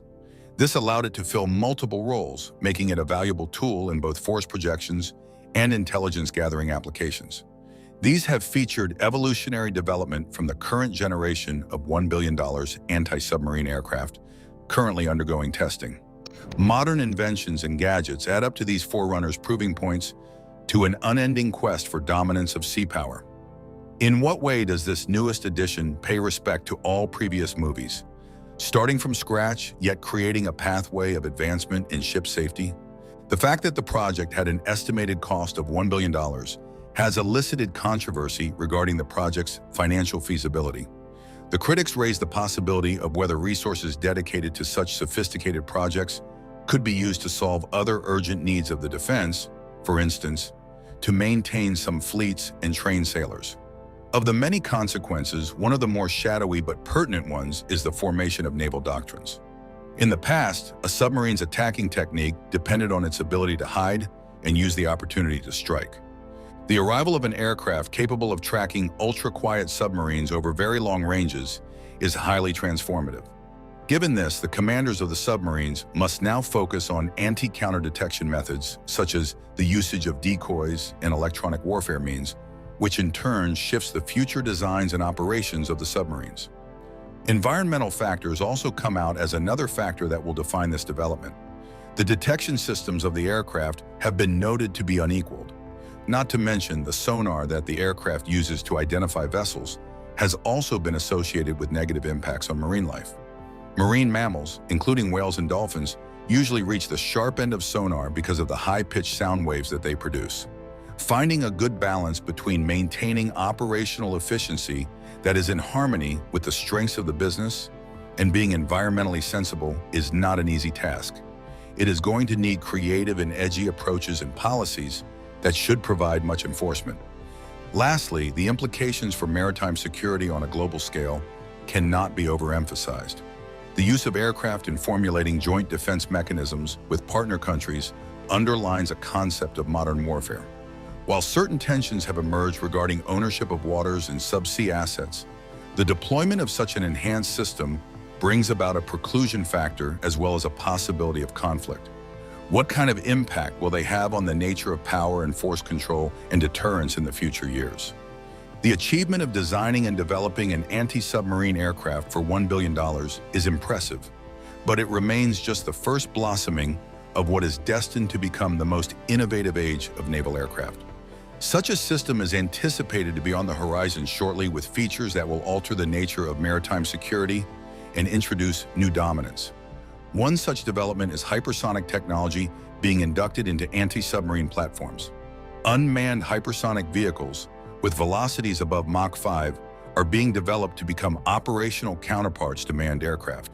These drones are equipped with capabilities to release sonar buoys, launch unmanned underwater vehicles, and carry and launch payloads for strikes at higher velocities and accuracy. Due to their mobility and speed, they are virtually unaware of modern defense systems. They are a continuation of anti-submarine forces. Another groundbreaking creation to further revolutionize underwater detection is quantum sensing technology. This contradicts the typical sonar that uses pressure waves. While a quantum sensor indicates object presence by slight differences in the magnetic fields, this approach increases accuracy and reduces interference, most of which is detected by conventional methods. Furthermore, quantum sensors are not affected by the characteristics of water, such as salinity or temperature, and are thus ideal in various conditions. This concept implies that the next generation of anti-submarine aircraft is expected to be autonomous. Through artificial intelligence and machine learning, these platforms can process large volumes of data in real time and make decisions at the same rate with no reference to those from the human resource department. Self-flying drones can sustain long trips over vast oceanic areas and provide more comprehensive and faster information gathering. The lack of a crew on board also helps to cut expenses and exclude the risk of officers' lives, which makes these systems suitable for the most critical and risky operations in restricted areas. Another area of appreciable innovation is the future propulsion systems. Hybrid electric engines and fuel cells are currently in the developmental stage to increase operating distance and minimize emissions. These advances suggest the potential for increased endurance of aircraft and related equipment, like drones and sonobuoys.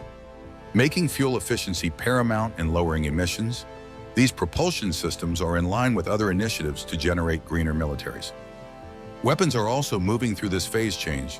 High-powered lasers are among directed energy weapons built to counter threats like underwater drones, which are being developed, torpedoes, and much more. These weapons provide high accuracy of target designation and unlimited shells, which indicates a serious step forward in protection. At the same time, the development of new missiles and the miniaturization of existing ones make it possible to increase payload capacities without any penalty in aircraft performance. Another concept in active development could be considered the airborne carrier for autonomous systems. Such enormously large craft could act as motherships that could employ and recover a cluster of drones and AI-controlled submersibles in midair. Such an arrangement would allow for uninterrupted surveillance of the seas over large territories and prevent any areas in the ocean from being left uncovered. Such a platform would not only improve the situational awareness of the armed forces, but also lead to the generation of new opportunities for coincident multi-domain actions. Military and civilian industries have vital roles in these breakthroughs, and their cooperation ensures these improvements. Firms developing artificial intelligence, renewable resources, and robot programs cooperate with defense companies to implant up-to-date technology into anti-submarine weapon systems. Such strategic associations guarantee that future aircraft not only include advanced amenities, but also involve efficiency and flexibility in performance aspects. However, the emergence of such next-generation systems is not without hitches. High costs, long development and testing phases, and the challenges associated with modifying the existing military architecture present some of the biggest challenges. However, the political consequences behind the utilization of such sophisticated technology have to be taken into account when one considers that they may unbalance further the already sensitive international relations. Despite all these problems, innovation continues to be a never-ending search. These emerging technologies hold the key to fashioning the leverage of a new maritime security order of the future, which is much talked about in science fiction. While it's true that this will help the world and mostly America too, there is a weird question on the public's lips, which is this the next thing on the list to do when the country is struggling to be? But only time will tell if it's the right thing or not.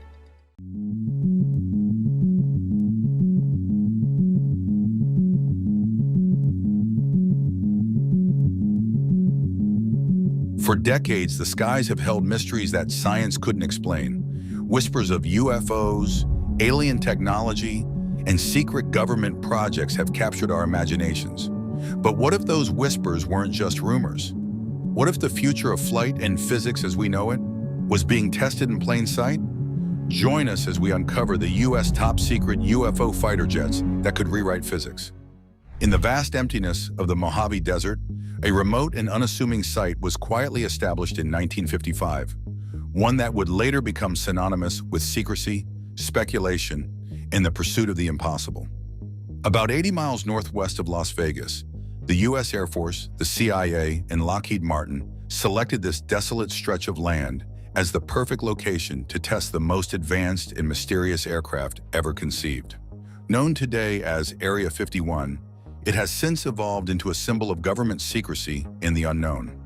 At the core of Area 51's origins lies the U-2 spy plane, a marvel of engineering that forever changed the landscape of reconnaissance and unwittingly fueled an explosion of UFO sightings across the United States.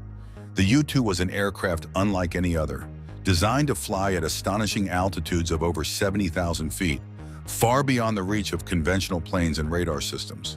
Its sleek, alien-like profile against the thin stratospheric air only added to its mystique.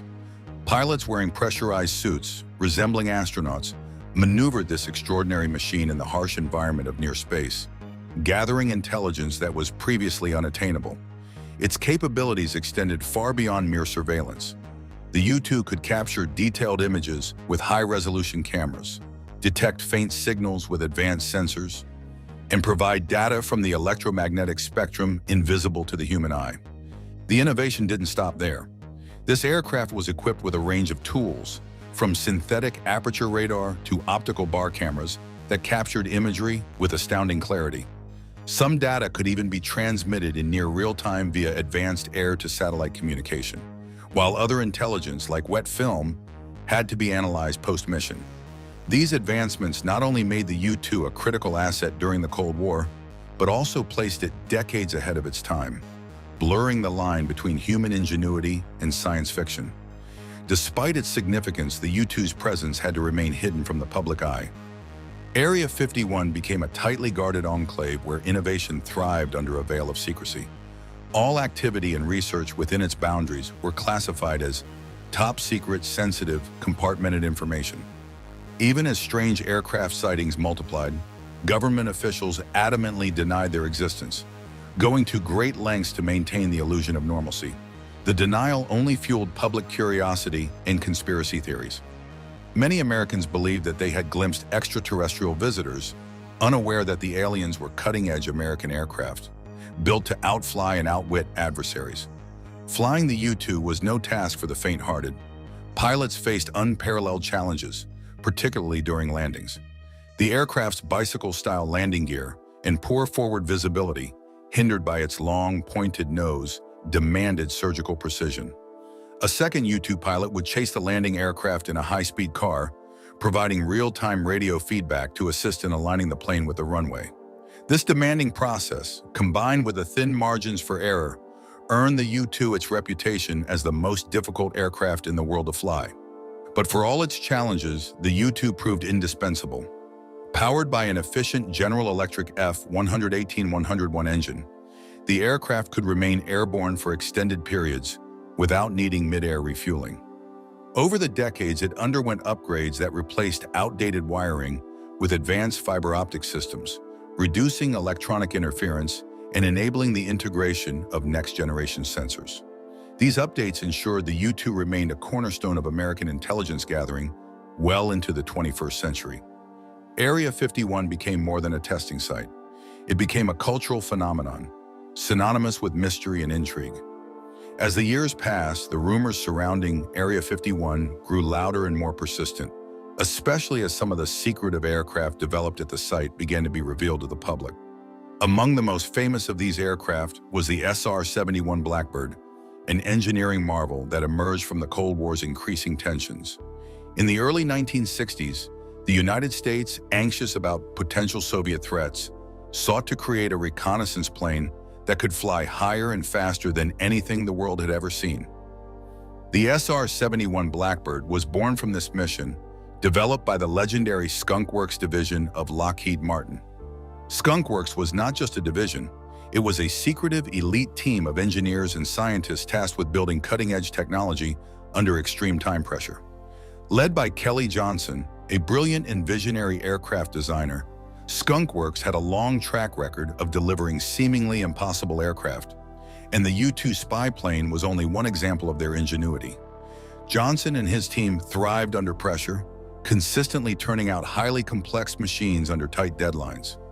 And their work on the SR-71 was their most ambitious challenge yet. As Johnson once said, everything had to be invented. Everything. The SR-71 was designed to be a high-speed, high-altitude reconnaissance aircraft capable of flying at over 2,000 miles per hour, an incredible speed that no other plane at the time could sustain. While other aircraft might reach such speeds in short bursts, the Blackbird had to maintain this speed for hours, which introduced an unprecedented problem: heat. As the aircraft tore through the atmosphere at these extreme speeds, the friction generated would cause the airframe to heat up to temperatures exceeding 1,000 degrees Fahrenheit, enough to melt standard materials. To solve this problem, Skunk Works turned to titanium, a metal that could withstand extreme temperatures. However, titanium posed its own set of challenges. It was a brittle material, shattering if mishandled, and required special handling and tools to prevent it from breaking. Lockheed's engineers quickly adapted, designing new tools made of titanium to handle this sensitive material, and training workers to meet these stringent requirements. Another issue was how to manage the temperature difference between the aircraft's exterior and its interior. At the aircraft's leading edges, temperatures would soar well over 1,000 degrees, while inside the cockpit, temperatures could drop to minus 60 degrees Fahrenheit. To solve this, Skunk Works' engineer, Ben Rich, recalled a simple but effective solution: black paint. Black paint, he realized, could both absorb and dissipate heat. This innovation helped cool the aircraft and earned it the iconic name Blackbird. The first flight of the original design, the A-12, took place on April 30th, 1962. The A-12 was a single-seat aircraft that set the stage for the SR-71, which featured a second seat for a reconnaissance systems officer and more fuel capacity.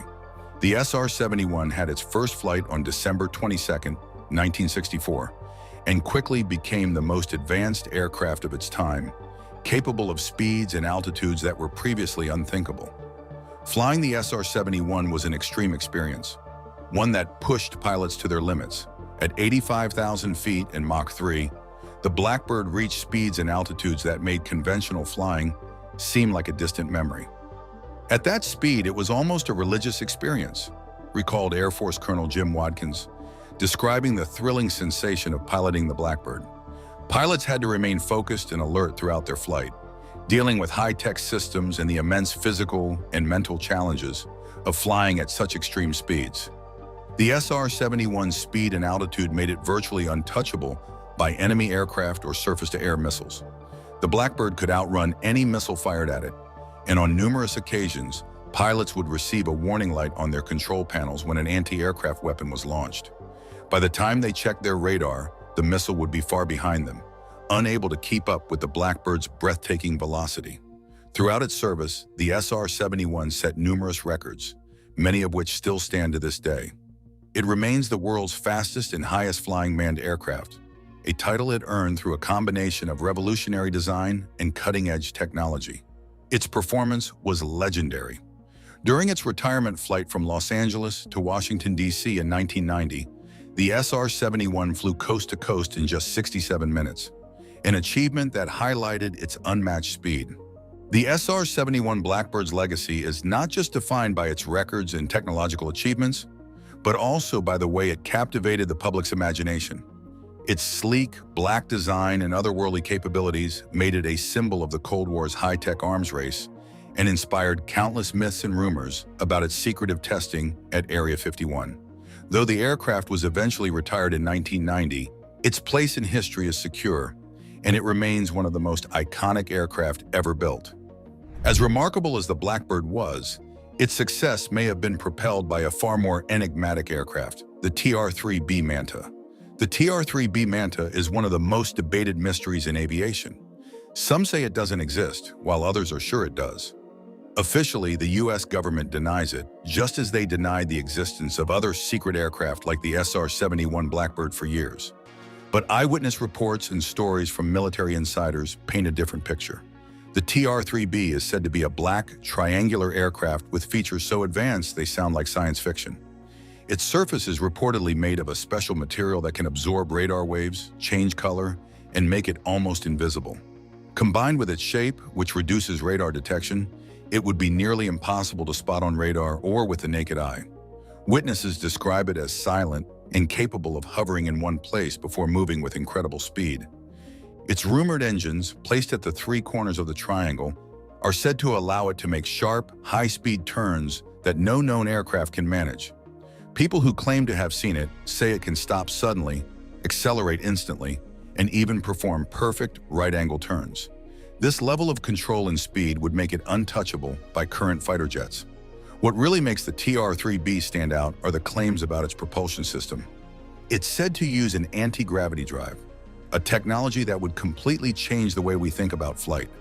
This system would let it hover silently, move at extreme speeds, and travel long distances without needing traditional fuel. The origins of this technology are often linked to Operation Paperclip, a secret U.S. program after World War II that brought over 1,500 German scientists and engineers to work on advanced projects. Some believe their research led to breakthroughs like the TR-3B. Skeptics argue that such technology would require an enormous amount of energy, far more than what current engines can provide.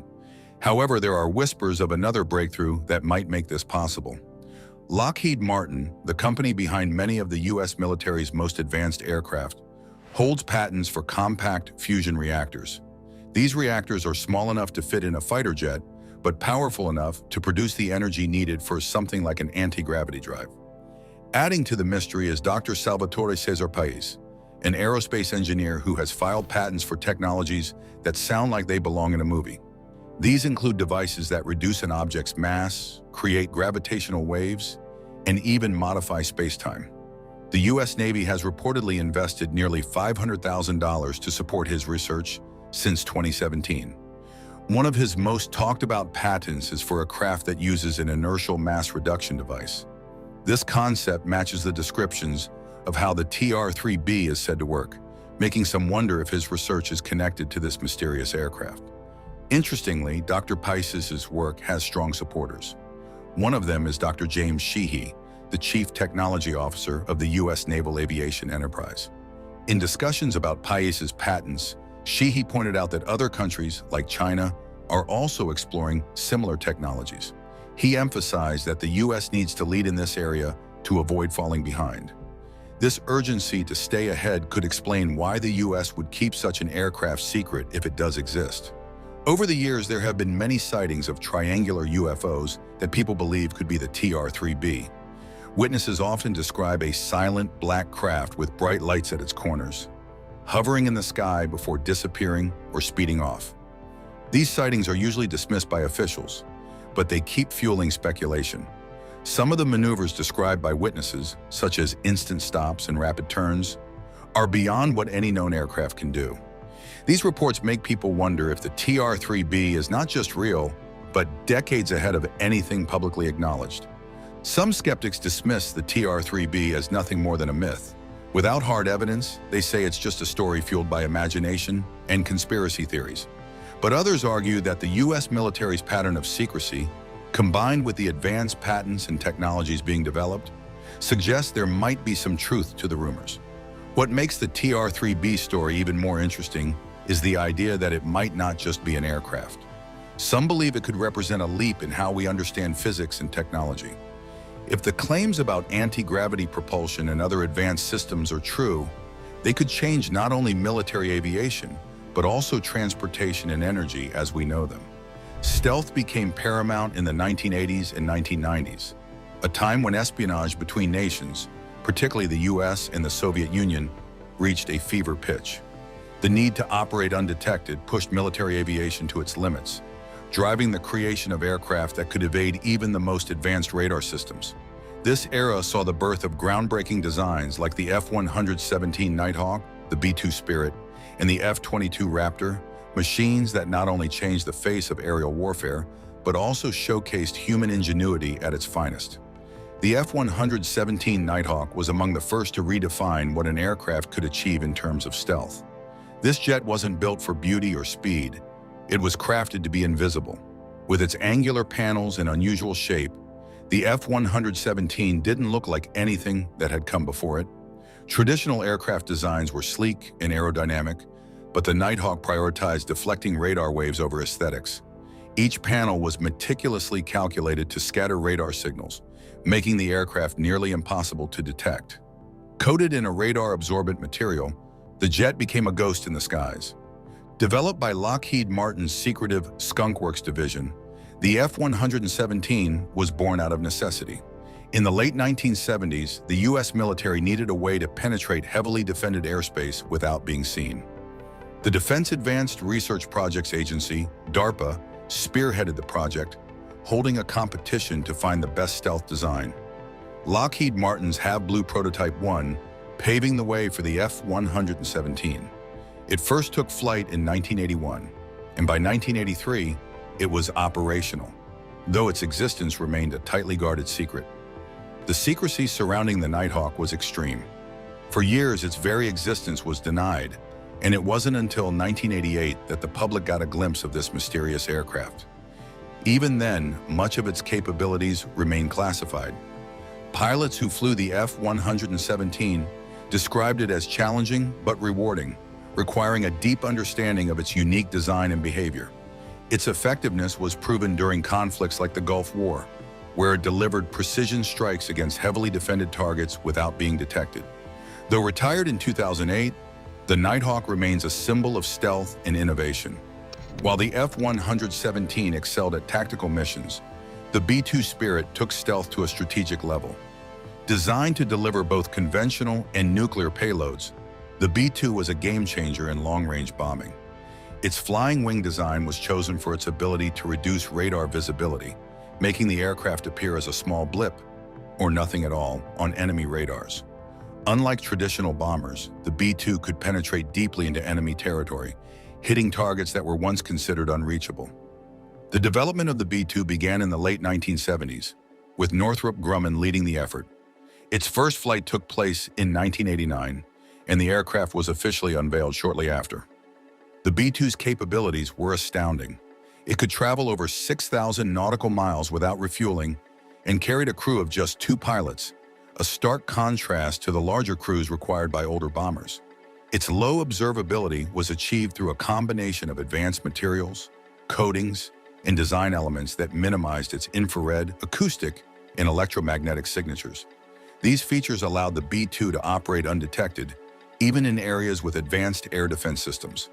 The B-2's stealth was not just about evading radar. It also included measures to reduce its visibility across multiple spectrums. For example, its engines were buried deep within the aircraft to minimize heat emissions, and its surfaces were carefully designed to avoid reflecting light. These innovations made the B-2 a true marvel of engineering, capable of delivering devastating payloads with precision while remaining virtually invisible. The F-22 Raptor brought stealth into the realm of air superiority, combining it with speed, agility, and advanced technology. Unlike the F-117 and B-2, which were primarily designed to avoid detection, the F-22 was built to dominate the skies in combat. It represented a new generation of fighters, blending stealth with unparalleled performance. Development of the F-22 began in the 1980s as the Air Force sought a replacement for its aging fleet of fighters. Lockheed Martin's design was chosen after fierce competition, and the first operational F-22S were delivered in 2005. The Raptor's capabilities were unmatched. Its radar-absorbing materials and sleek design made it nearly invisible to enemy radar, while its engines allowed it to sustain supersonic speeds without afterburners, a feature known as supercruise. This combination of stealth and speed gave the F-22 an edge in both offensive and defensive operations. The Raptor also incorporated advanced avionics and sensors that allowed pilots to detect and engage threats before they could be seen. Its ability to share data with other aircraft in real time made it a force multiplier, enhancing the effectiveness of entire squadrons. During exercises, the F-22 demonstrated its dominance, achieving an incredible kill ratio of 108-0 against simulated adversaries. This performance cemented its reputation as the most advanced fighter jet of its time. These aircraft were united by a singular purpose: to slip through enemy defenses unnoticed and complete their missions with unerring precision. The TR-3B Manta, shrouded in mystery, is said to embody this mission. Stealth wasn't just about evading radar. It was about gaining a decisive tactical edge, enabling high-stakes operations with minimal risk. But unlike its better-known counterparts, the F-117 Nighthawk, B-2 Spirit, and F-22 Raptor, the TR-3B has never been officially acknowledged. Yet reports and alleged sightings have given it an almost mythical status, suggesting it might have played a pivotal role in shaping the next generation of aerial dominance. The F-117, B-2, and F-22 undeniably pushed the limits of stealth technology, but some believe their remarkable designs were not entirely independent efforts. Many theorists suggest these aircraft might have drawn inspiration or technical insights from the TR-3B. If so, the TR-3B's secrecy might stem from its role as a prototype or test bed for ideas that would later define modern stealth aviation. As such, its purpose would not merely be to exist as a singular machine, but to serve as the foundation for future advancements in aerial technology. What sets the TR-3B apart in this narrative is its alleged use of technologies that border on the fantastical. Reports claim the TR-3B operated as early as the 1990s under a classified program known as the Aurora program. This initiative, reportedly funded by billions of dollars from undisclosed budgets and coordinated by organizations like the NSA, NRO, and CIA, aimed to create aircraft that could achieve unprecedented capabilities. Central to the TR-3B's supposed design is the magnetic field disruptor, MFD, a revolutionary technology that allegedly allows the craft to defy gravity. The MFD, as described in various accounts, relies on a ring of plasma accelerated to extreme velocities within the aircraft. This plasma, created by compressing mercury under tremendous pressure and cooled to extraordinarily low temperatures, achieves a superconducting state when spun at 50,000 revolutions per minute. The resulting magnetic field is said to neutralize up to 89% of the aircraft's weight, effectively reducing the influence of gravity and enabling unparalleled maneuverability. Such technology, if real, would allow the TR-3B to perform feats that conventional aircraft could never match, including reaching speeds of Mach 9 in any direction, vertical, horizontal, or diagonal. Beyond its theoretical propulsion system, the TR-3B is rumored to incorporate other cutting-edge technologies that enhance its stealth and performance. The aircraft's structure is said to include advanced composite materials and coatings that render it virtually invisible to radar, infrared, and visual detection. These features would make the TR-3B an ideal tool for reconnaissance missions or covert operations in hostile territories. Its ability to operate undetected, combined with its extraordinary speed and maneuverability, places it in a league of its own. Despite its potential capabilities, the TR-3B remains a ghost in the world of aviation. There are no verified photographs, no declassified documents, and no public acknowledgement of its existence. Sightings and anecdotal evidence form the bulk of its legacy, with reports often originating near Groom Lake, better known as Area 51. This infamous military base has long been associated with experimental aircraft and secret projects, further fueling speculation about the TR-3B's origins. The secrecy surrounding the TR-3B has led to a wide range of interpretations about its purpose and significance. Some view it as a stepping stone in the evolution of stealth technology, a platform for testing concepts that would later appear in the B-2 Spirit or F-22 Raptor. Others speculate that the TR-3B represents a leap beyond conventional aeronautical engineering, incorporating principles and technologies that seem almost alien in nature. The latter interpretation has even led to theories that the TR-3B might be reverse engineered from extraterrestrial craft, an idea popularized by UFO enthusiasts but dismissed by mainstream science. If the TR-3B indeed exists, it would represent the pinnacle of the X-plane tradition, a series of experimental aircraft designed to test new technologies and push the boundaries of aviation. The lineage of X-planes includes historic milestones like the Bell X-1, which broke the sound barrier, and the SR-71 Blackbird, which set records for speed and altitude. These aircraft were not built for mass production, but to explore the limits of what was possible, paving the way for operational designs like the F-117 and B-2.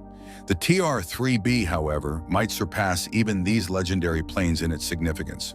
While the F-117 demonstrated the feasibility of radar-evading stealth, and the B-2 introduced long-range, low-observable strategic bombing, the TR-3B is rumored to embody a paradigm shift. Its reported capabilities suggest a level of technological sophistication that could redefine aerial warfare and surveillance. By neutralizing gravity's influence, it could operate in ways that are unimaginable for traditional aircraft, reaching speeds and altitudes that would make it nearly untouchable. As with any secret project, the lack of concrete evidence fuels both intrigue and skepticism.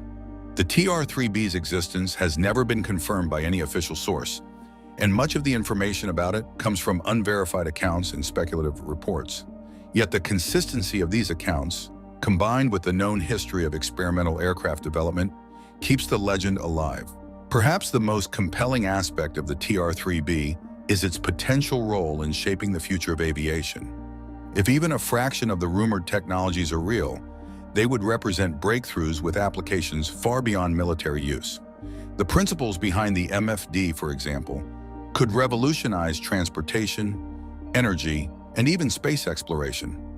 By reducing the effects of gravity, such technology could make high-speed, long-distance travel more accessible and efficient, opening up possibilities that are currently confined to the realm of science fiction.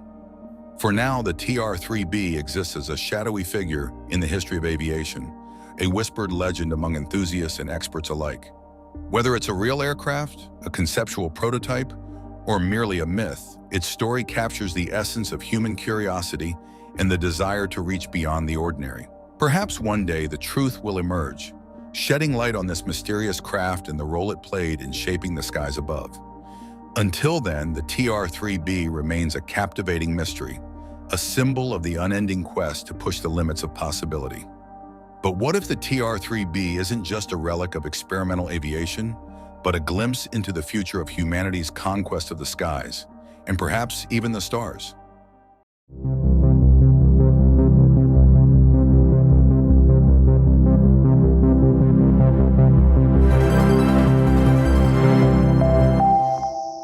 Russia might be taking over the world of sophisticated weaponry and technology again.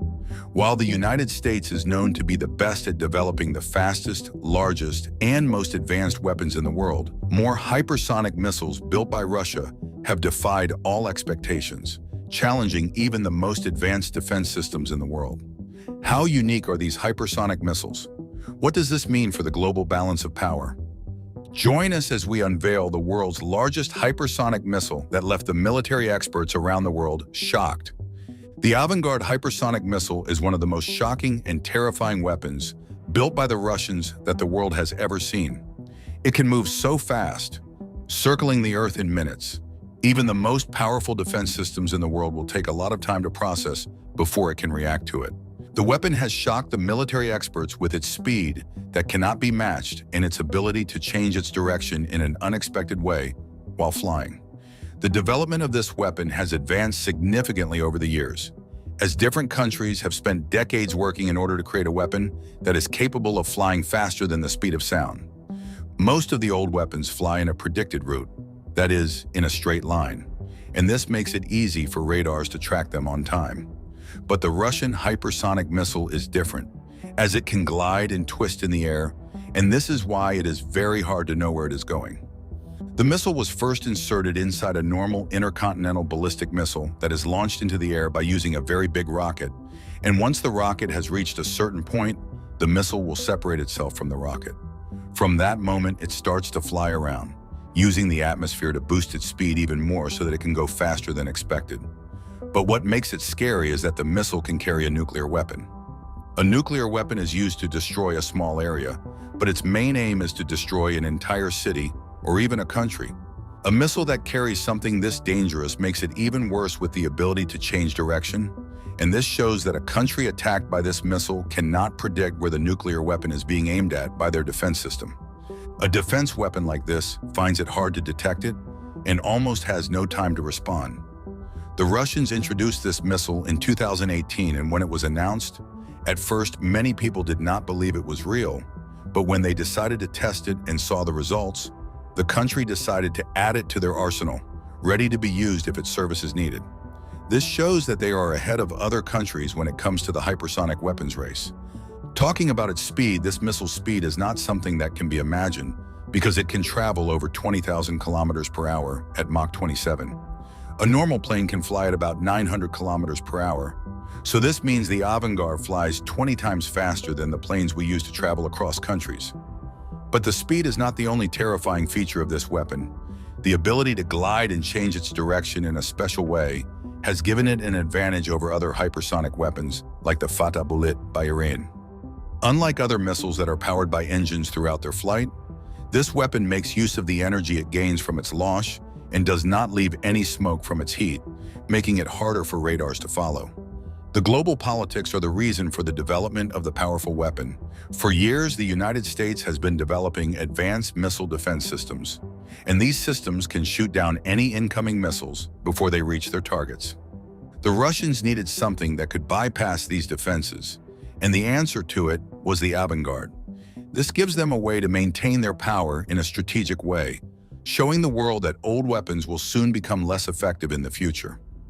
As war tension keeps growing, they created the Avangard in order to pass a message to other countries that they are not to be underestimated, and they have weapons that no other country can stop. This has caused a lot of concern among other countries, especially the United States and Iran. Military experts are worried that the weapon might cause a lot of wars in the future because countries are feeling the pressure and they are trying to act quickly to build a weapon that could stop this powerful weapon. But with all these terrifying abilities, it has some challenges because developing this unique weapon cost a lot, making it one of the most expensive weapons. It needs some advanced materials that can withstand the intense heat that is generated at hypersonic speeds. The surface of the missile can heat up to thousands of degrees, which is enough to melt most metals. In order to solve this problem, the engineers decided to use rare materials that can survive these extreme temperatures. But these materials are not easy to produce, and the cost of building just one missile is huge. Another challenge is how it is being monitored. Any missile going at such speed will miss its target if there is a single mistake from the operators. And to ensure accuracy, the Avangard is placed on an advanced navigation system. This system makes use of both the satellite data and onboard sensors to change the direction of the missile. But even with these systems, hitting a target at hypersonic speed is not as easy as it seems. The powerful weapon has changed the way countries think about their defense systems. And now it seems traditional missile shields that were considered to be the strongest barriers now seem outdated. Countries around the world are working to develop new technologies that can counter the missile. While some are working on faster interceptors, others are working on how to use directed energy, like lasers, to protect their countries. The Avangard is one of the largest hypersonic missiles in the world, showing the power the Russians hold and how quickly the world of military technology is changing. But the United States is not sitting back, as it has created its own outstanding hypersonic missile that can challenge the Avangard. Let us take a look at the air-launched rapid response weapon, The air-launched rapid response weapon is America's response into the world of hypersonic weapons. It was designed by the United States Air Force, and the missile was created to respond to the Unveiled built by the Russians. It is a hypersonic boost glide missile that uses a rocket booster to reach an amazing speed and height before going towards its target. It is launched from an aircraft like the iconic B-52 bomber, and once it is released, the missile's rocket moves at hypersonic speeds faster than every other missile. The weapon was created with one goal in mind, which is to strike other hypersonic weapons as fast as possible. The missile can reach any target, whether it is a hidden command center, a mobile missile launcher, or an important facility of the enemies. The greatest asset is the speed because it can travel at hypersonic speed, that is 20 times the speed of sound, and it leaves the defense of any country with no time to respond to its attack. Also, the speed ensures that it can hit its target even if the enemy knows it is coming. But this hypersonic weapon is not all about speed, it is more than that. Its design allows it to easily evade other missile defense systems. Many systems tend to rely on predicting the direction of any incoming missiles in order to intercept them. But the way this missile changes its direction while flying makes it really hard to track it. The fact that it can change direction at hypersonic speeds gives it an advantage over other weapons. And to develop this type of weapon is not as easy as it looks. The United States has invested heavily in hypersonic technology as it sees the importance of such weapons in future wars. Other countries have their own hypersonic weapons, and the greatest country cannot watch but compete in the world of advanced technologies. Also, testing an incredible weapon like this needs to overcome some technical challenges, and one of the challenges every hypersonic weapon needs to overcome is heat. At this speed, the air around the missile becomes so hot that it could melt materials. And in order to address this, the missile uses advanced materials that are capable of surviving those extreme conditions. Another challenge that this hypersonic weapon faced is how accurate it can be. At such speed, even the tiniest mistake would cause the missile to miss its target by a wide margin. And to deal with this issue, the missile is equipped with the latest navigation systems. Just like the Unveiled, these systems use a combination of satellite data and onboard sensors to constantly adjust the direction of the missiles, and this way ensures that it stays on course, focusing on its target perfectly. But even with all these challenges, the United States Air Force has made some important progress with this weapon. While it faced delays and some technical issues, some recent tests have shown that the missile will soon be used in real time, and every successful test has brought the weapon closer to being deployed. One of the major advantages of the air-launched rapid response weapon is its flexibility because it can be launched from an aircraft and it can be positioned anywhere. This allows the country to respond quickly to any attacks, regardless of where they are. The range and the speed of the missile mean it can reach any target that other traditional weapons would not reach. This hypersonic weapon shows the effort made by the United States in developing hypersonic weapons, and these efforts include a lot of programs that are aimed at creating both offensive and defensive capabilities. The goal is not only to have the ability to strike at hypersonic speeds, but also to defend similar threats from enemies. Even though the weapon is not in use yet, it remains one of the most promising hypersonic weapons in development with its speed and ability to evade defenses. These features are what make it a game changer on the battlefield, and the U.S. continues to make improvements knowing that this weapon will later represent the future of warfare. This improvement shows that it is possible to solve complex problems when science and strategy come together. But the Russians did not back down when they heard about the new development of hypersonic weapons made by the United States. The Russians and the Indians came together to make a mind-blowing hypersonic weapon called the BrahMos 2 missile. The name of one of the most powerful hypersonic weapons was inspired by the Brahmaputra River in India and the Moskva River in Russia. The BrahMos is a joint effort by two great countries, and this is not about a weapon being made, but it shows a great example of technology, teamwork, and experts in engineering coming together to build one of the shocking hypersonic missiles. These countries shared a common purpose, which is to build a weapon that can defeat the United States hypersonic weapon, the air-launched rapid response weapon. The BrahMos 1 was the first weapon to be made, but as hypersonic technology advanced, it was built into a better and greater weapon known as the BrahMos 2. The The BrahMos-1 missile is a supersonic cruise missile that was designed for speed and accuracy, making it one of the fastest cruise missiles ever built, and it can travel at speeds of Mach 3. This missile can evade the enemy's defenses with its speed, and it makes use of a special system that helps it move very fast. The first one is the solid fuel booster that acts like a big push to get the weapon off the ground and into the air, and this gives it the power to move quickly, but once it starts moving very fast, the booster stops. And then the liquid fuel ramjet engine takes over from there, and this engine is like a fan that uses the air around it to keep the missile flying at very high speeds. The ramjet makes sure that the missile can stay fast while moving toward its target, and by using this system, the missile can fly faster than other missiles. One of its features is the ability to carry different types of weapons, including both conventional and nuclear ones, making it able to adapt to different combat situations. It can also strike its target from a range of 300 kilometers, and it is capable of destroying targets such as warships, command centers, and radar installations. The missile is a flexible type of weapon that can be launched from different platforms, like naval warships, submarines, and even fighter aircraft like the Sukhoi Su-30 MKI. The ability to adapt has made it an important part of India's defense strategy, especially in areas with difficult places such as borders with a lot of mountains, and this ability also makes it easy to operate in all weather conditions. This missile shows the strength of India's defense capabilities and is being recognized in the technology world. Countries like the Philippines are showing interest in acquiring such weapons. But this weapon is as powerful as the Avangard and the air-launched rapid response weapon, and it was upgraded to the BrahMos-2 missile. The most incredible aspect of the BrahMos-2 is its speed, as this missile is designed to travel at hypersonic speeds with Mach 7 to Mach 8, making it faster than the supersonic BrahMos-1 and other missiles. The speed is so great that it has almost completed its mission before the enemies detect it, making it impossible to stop. But speed is not the only strength, because it was also built for accuracy so that the weapon can easily hit whether the selected target is moving or hidden.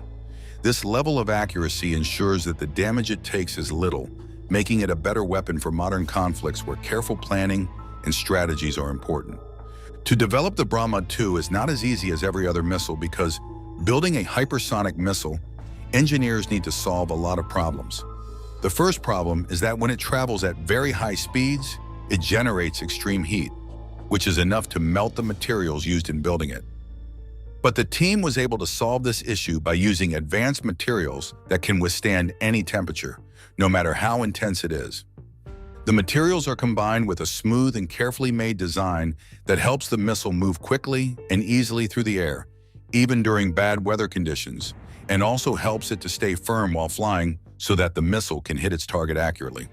The team behind this amazing hypersonic weapon is some of the best in India and Russia, consisting of engineers, scientists, and even defense experts who worked hard to bring this missile.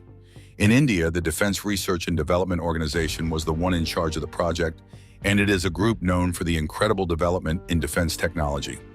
This group has built many weapons, like Astra air-to-air missiles, Agni series ballistic missiles, the Arjun main battle tank, and many more. While on the Russian side is the NPO Mashinostroyenia, which is an outstanding aerospace and defense organization that specializes in advanced missile and space technology. The NPO has developed several advanced defense and aerospace systems, like missile systems such as the Zircon and P-800 Onyx. The company has also contributed to space work by designing and producing spacecraft and launch vehicles like Strela rocket systems, which are used to launch satellites into orbit. The two great teams came together to create a missile that has set high standards not only for its performance, but also for future technologies. The shocking part of this weapon is that it can be used anywhere. It can be launched from land, sea, or air, making it adapt to different combat scenarios.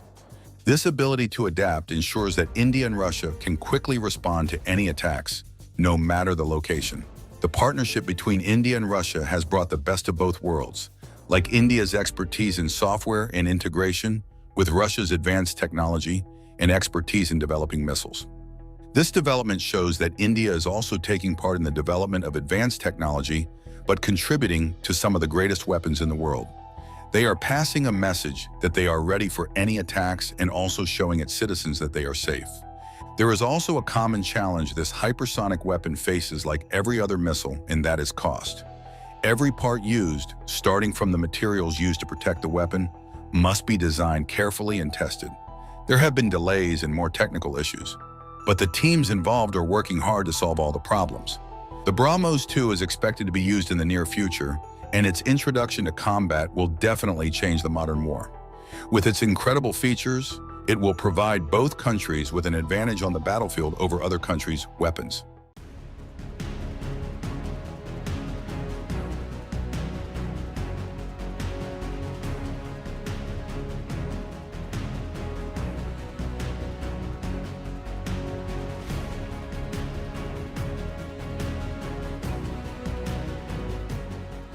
The United States is slowly losing its dominance of the seas to China. This country is not only dominating with more vessels than the United States, still, it is also investing in creating a mighty aircraft carrier that might have what it takes to challenge the U.S.'s renowned USS Gerald Ford. Does China have what it takes to dominate the seas? What are the capabilities of China's newly unveiled aircraft carrier? Join us as we explore the capabilities of China's new largest aircraft carrier. China's ambitions to challenge America's dominance on the seas are growing stronger by the day. With an astonishing fleet of 340 warships, China now has the most immense naval power in the world, surpassing the United States, which boasts a costly aircraft carrier fleet. China's rapid expansion of its carrier fleet has become a serious concern for the U.S. until June 17, 2022. China and the United Kingdom were tied in terms of the number of aircraft carriers, but that changed with the launch of the Type 003 Fujian. This ship is the largest conventionally powered aircraft carrier ever built and is the third in China's growing fleet. Before the Fujian, China's first two carriers included the Type 001 Liaoning, a 61,000-ton vessel bought from Ukraine, and the Type 002 Shandong, the first domestically built carrier. However, it was designed based on the Liaoning. Now, the Type 003 Fujian is here to change naval warfare. It looks far more like American carriers, with a completely different design from China's earlier ships. The Fujian aircraft carrier is a massive ship, measuring about 316 meters long and 76 meters wide. It has a full load weight between 80,000 and 85,000 tons, making it a huge and powerful vessel. To compare its size, it's similar to the United States Navy's Kitty Hawk-class aircraft carriers. The flight deck is equipped with 3 electromagnetic catapults, a modern technology for launching aircraft. These catapults are considered the most advanced in the world and are only used on the Fujian and the USS Gerald R. Ford. The deck also has an angled landing area with arresting gear, making it suitable for various aircraft types. The air wing aboard the Fujian is expected to carry at least 40 fixed-wing aircraft and 12 helicopters. Some aircraft likely to be on board include the Shenyang J-15 and FC-31 fighter jets, and the Xi'an KJ-600 early warning aircraft, similar to the U.S. Navy's E-2C Hawkeye. In terms of power, the Fujian is driven by conventional steam turbines and diesel generators, using an integrated power system for better efficiency. The Fujian's development has been a long and complex process. Initially, the ship was thought to be part of the Type 002 class, as it followed the Shandong, which was officially confirmed as Type 002 in 2019. As the Fujian began taking shape, it was reclassified to Type 003, marking a major step in China's aircraft carrier development. Work on the Fujian started in the mid-2010, with initial construction beginning in March 2015. The ship's development faced several delays, mainly due to tests involving the EM and steam catapults. But construction resumed by November 2017, after the Chinese military developed the necessary power system for the catapults. The ship's launch took place on June 17, 2022. It was named after Fujian Province, located directly across from Taiwan, adding a layer of political significance to its name. Power and mooring tests started in April 2023, with catapult testing following in November 2023, using mock aircraft for simulations. By May 2024, the Fujian began its sea trials. These trials, which continue into December 2024, are designed to help the crew familiarize themselves with the ship's advanced technology. However, the carrier has not yet started the crucial tests involving aircraft takeoffs and landings. Recently, videos have surfaced showing the Fujian undergoing critical tests, including checking its propulsion machinery while docked and testing its cutting-edge electromagnetic catapults designed to launch fighter jets. The carrier is now in the final stages of preparation, with sea trials expected soon. Once completed, the Fujian will join China's Navy, marking a new era in naval warfare and a powerful challenge to the U.S. fleet. Given the global conflicts unfolding today, the timing of a new warship's entry into service could be unsettling.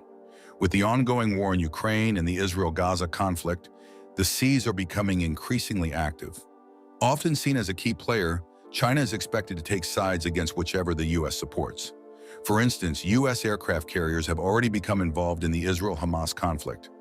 Two massive carriers, along with a fleet of supporting ships, were quickly deployed to the Middle East following Hamas's surprise attack on Israel. Their mission? To deter other parties from escalating the conflict, especially with the looming threat of outside interference. The USS Gerald Ford, the world's largest aircraft carrier, was one of the ships sent, yet after its presence served its purpose, intimidating would-be aggressors, it was recalled to its home port. But this isn't the end. The arrival of China's Type 003 Fujian aircraft carrier poses a significant challenge. The question of which aircraft carrier will dominate the seas, China's Type 003, Fujian, or America's USS Gerald Ford, has sparked intense debate. It's a battle between two massive machines representing the pinnacle of military power for their nations. This competition could determine technological superiority and which country will have more naval influence in the coming decades. On one side, we have the Chinese Type 003 Fujian. This modern marvel embodies China's rising military ambitions, and, on the other, the USS Gerald Ford, a symbol of America's unmatched naval dominance. The stakes are high, and the comparison between these two carriers comes down to several crucial factors that will ultimately shape their effectiveness on the global stage. When it comes to propulsion, the Fujian uses a conventional propulsion system, which means it consumes large amounts of fuel to power the ship's systems and keep everything running. While details on the exact engines powering the Fujian are still closely guarded, given that it's a new flagship and not much information has been released, likely its fuel consumption and efficiency don't compare to the USS Gerald Ford's nuclear propulsion system. The USS Gerald Ford is equipped with two A-1B nuclear reactors, the most advanced propulsion technology ever created for an aircraft carrier. These reactors allow the Ford to operate without refueling for up to 25 years. A clear advantage over the Fujian. This long operational lifespan means the Ford can maintain constant readiness without relying on regular fuel replenishments, giving it unparalleled endurance. With a top speed of 30 knots, the USS Gerald R. Ford can quickly reach any part of the world, making it a powerful symbol of America's global reach. Its nuclear-powered engines ensure that it can remain operational for extended periods without being slowed down by the logistical challenges of traditional fuel sources. The USS Gerald Ford's ability to visit allies and disrupt potential adversaries across the globe, unhindered by fuel limitations, gives it a distinct edge. The competition doesn't stop at propulsion. Artificial intelligence and automation also play a significant role in determining an aircraft carrier's overall capability. The USS Gerald Ford is equipped with one of the most advanced AI and automation systems in naval history. Building on the legacy of its predecessors in the Nimitz class, the Ford integrates cutting-edge technology that streamlines operations, enhances decision-making, and reduces the need for human intervention. This level of automation makes the USS Gerald Ford incredibly efficient and operationally flexible. On the other hand, China has kept much of the information regarding Fujian's AI and automation systems under wraps. While it's clear that the Chinese carrier is equipped with modern technology, it's unlikely to surpass the level of AI sophistication present on the USS Gerald Ford. Given Ford's proven track record of pushing the boundaries of naval automation, it's safe to say that the Chinese Fujian has a long way to go to catch up in this area. The advanced AI systems aboard the Ford assist in managing the ship's operations and play a key role in optimizing flight operations, making it a formidable force on the seas. The USS Ford is truly a marvel of modern technology, unlike anything the world has ever seen. This aircraft carrier has revolutionized naval warfare with artificial intelligence integrated into nearly every operation. From automated systems to unmanned vehicles, the ship is designed to function with a level of efficiency and ease that far surpasses traditional carriers. These technological components significantly reduce the complexity of operating the ship. In fact, the USS Ford has a crew of just 4,500 personnel, which is much smaller than the 6,000-plus crew members typically found on Nimitz-class carriers of similar size. This smaller crew size means that the Ford has more internal space, which can be dedicated to advanced systems, weapons, and even amenities designed to enhance the crew's quality of life. Ergonomic spaces, gymnasiums, and other life improvement features are incorporated, ensuring the crew has everything they need to stay healthy and energized. This is crucial because a carrier's success and agility depend on the well-being of its crew. A happy, well-rested, and efficient crew can keep the carrier agile and ready for any mission. Regarding sensors and processing systems, both the USS Ford and China's Fujian aircraft carriers stand out with their state-of-the-art technology. The Fujian, for instance, is equipped with an advanced integrated power system that significantly improves the efficiency of its power distribution. This upgrade boosts the performance of the ship's sensors and other crucial systems. One of the key components is its active electronically scanned array radar, which enables the Fujian to detect and track multiple targets at once, giving it superior situational awareness. Supporting this radar are additional sensors, including 4 S-band Dragon-I Type 346 radars and 4 smaller X-band AESA radar panels. These systems allow the Fujian to maintain a cutting-edge capability for surveillance and tracking. On the other hand, the USS Ford takes a more unique approach with its sensor and processing systems. Unlike almost every other aircraft carrier in the world, the Ford features a single system for horizon and volume search, known as the AN/SPY-3 radar. This innovative system combines 2 essential functions into one, providing more precise and efficient tracking and identification of multiple targets across vast distances. This integration reduces the number of separate systems needed and ensures that the Ford's radar system is streamlined and highly effective. The ability to seamlessly track airborne and surface targets simultaneously makes the Ford incredibly versatile and formidable. In both cases, the advanced technologies on these carriers are pushing the boundaries of what's possible in naval defense. The integration of AI, automated systems, and next-generation radar technologies ensures that these ships are ready to meet the challenges of modern warfare, all while providing improved operational efficiency and a better quality of life for the crew. These advancements are setting a new standard for naval power, and the USS Ford and Fujian are leading the way. The cutting-edge radar system on the Type 003 Fujian aircraft carrier is among the most advanced in the world. This multifunctional radar, which uses an active electronically scanned array, is equipped with the most sensitive sensors, making it capable of managing numerous tasks at once. It can perform surveillance, handle air traffic control, manage missile systems, facilitate communications, and detect targets up to 80 miles away. This level of capability is unmatched by any radar system in the U.S. The air wing aboard the Fujian is set to be a formidable force. Its primary aircraft will likely be the naval version of China's Shenyang FC-31, known as the J-35, a fifth-generation fighter designed to compete with the United States F-35 Lightning II. The Fujian could also deploy the KJ-600, a surveillance aircraft similar to the U.S. Navy's E-2D Hawkeye. Along with these fighters, the carrier may carry a variety of rotary wing aircraft and unmanned aerial vehicles, although the exact number remains unclear. Weighing 80,000 tons, the Fujian is slightly smaller than the USS Gerald R. Ford, which weighs 100,000 tons. Despite its smaller size, the Fujian will still be a powerful force, but the USS Ford can carry up to 75 aircraft, including the F-35 Lightning II, often praised as the most advanced fighter in history due to its sophisticated sensors and combat systems. While the J-35 aims to replicate the F-35, it doesn't quite surpass the original. Another remarkable feature of the Fujian is its electromagnetic launch system, placing China among only 3 nations, along with the US and France, that possess this advanced technology. This system, a significant leap from the traditional steam-powered launch systems, or ski ramps, offers much greater efficiency and capability in launching aircraft, marking a significant technological achievement for China's naval capabilities. Aircraft carriers are impressive feats of engineering, capable of launching a wide variety of both manned and unmanned aircraft across short distances without damaging them. The Fujian, China's latest carrier, features 3 of these powerful systems, while the USS Ford, the U.S. Navy's flagship, has 4. These catapult systems allow planes to launch efficiently and quickly, while the arresting systems, on the other hand, safely stop incoming aircraft in a short space, ensuring they don't end up in the ocean. Both the Fujian and Ford have these arresting gears, essential for any carrier.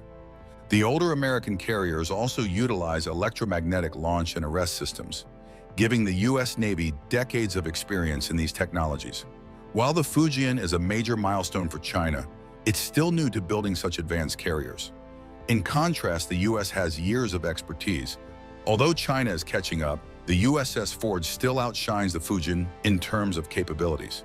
However, with both nations building newer carriers, only time will tell if the U.S. can maintain its lead or if China will eventually overtake them. Although China is working to close the gap, the competition is set to intensify with advancements like the Type 004 aircraft carrier.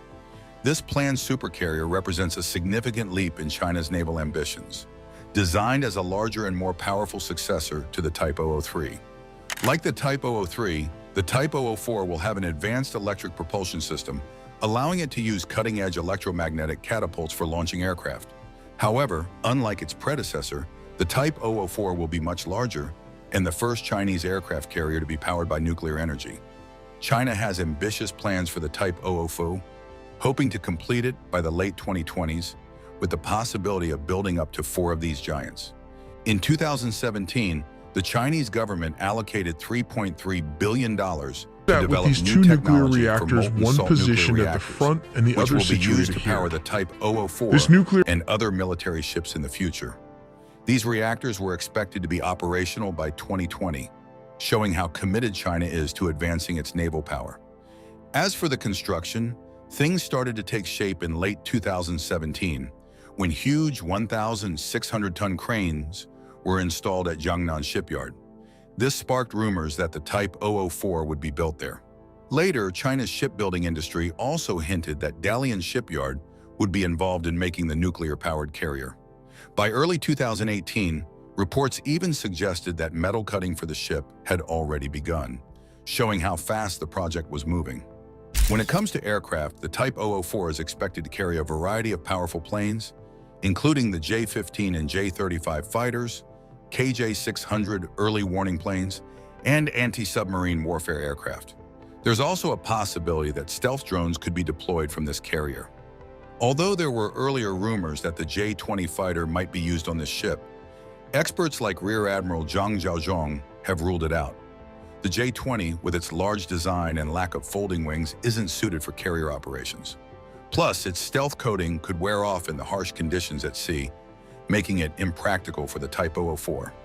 On the other hand, the United States is not slowing down as well. HI recently announced a major milestone in shipbuilding as its Newport News shipbuilding division successfully transferred the mid-body hull section of the Gerald R. Ford-class aircraft carrier Enterprise. This move allows the shipyard to begin constructing 2 Gerald R. Ford-class carriers in the same dry dock simultaneously. The process kicked off on October 31, when the dry dock was carefully filled with over 100 million gallons of water, marking the first time CVN-80 was floated. It was then moved to the west end of the dry dock for further construction work. Early next year, work will begin on assembling the Doris Miller in the east end of the dry dock, making history as the first time 2 Ford-class carriers will be built at the same time in the same dock. This dual construction is made possible by the 2019 CVN-80 and 81 2-ship contract modification and the upgrades to the dry dock, funded by HII and the U.S. Navy. Les Smith, NNS Vice President for Enterprise and Doris Miller programs, highlighted the significance of this achievement, noting that the Enterprise follows in the footsteps of its predecessor, the first nuclear-powered carrier Enterprise, also built at Newport News. Newport News Shipbuilding is the only shipyard capable of designing, building, and refueling nuclear-powered aircraft carriers for the Navy. Enterprise is the first carrier to be designed and built using digital methods, with shipbuilders using laptops and tablets for work instructions instead of traditional paper drawings. HII, a global defense leader, continues to provide cutting-edge solutions in shipbuilding, unmanned systems, cybersecurity, AI, ML, and other areas vital to advancing U.S. national security. Thanks for watching. While you are still here, click on the link on your screen to check out another of our videos. See you there.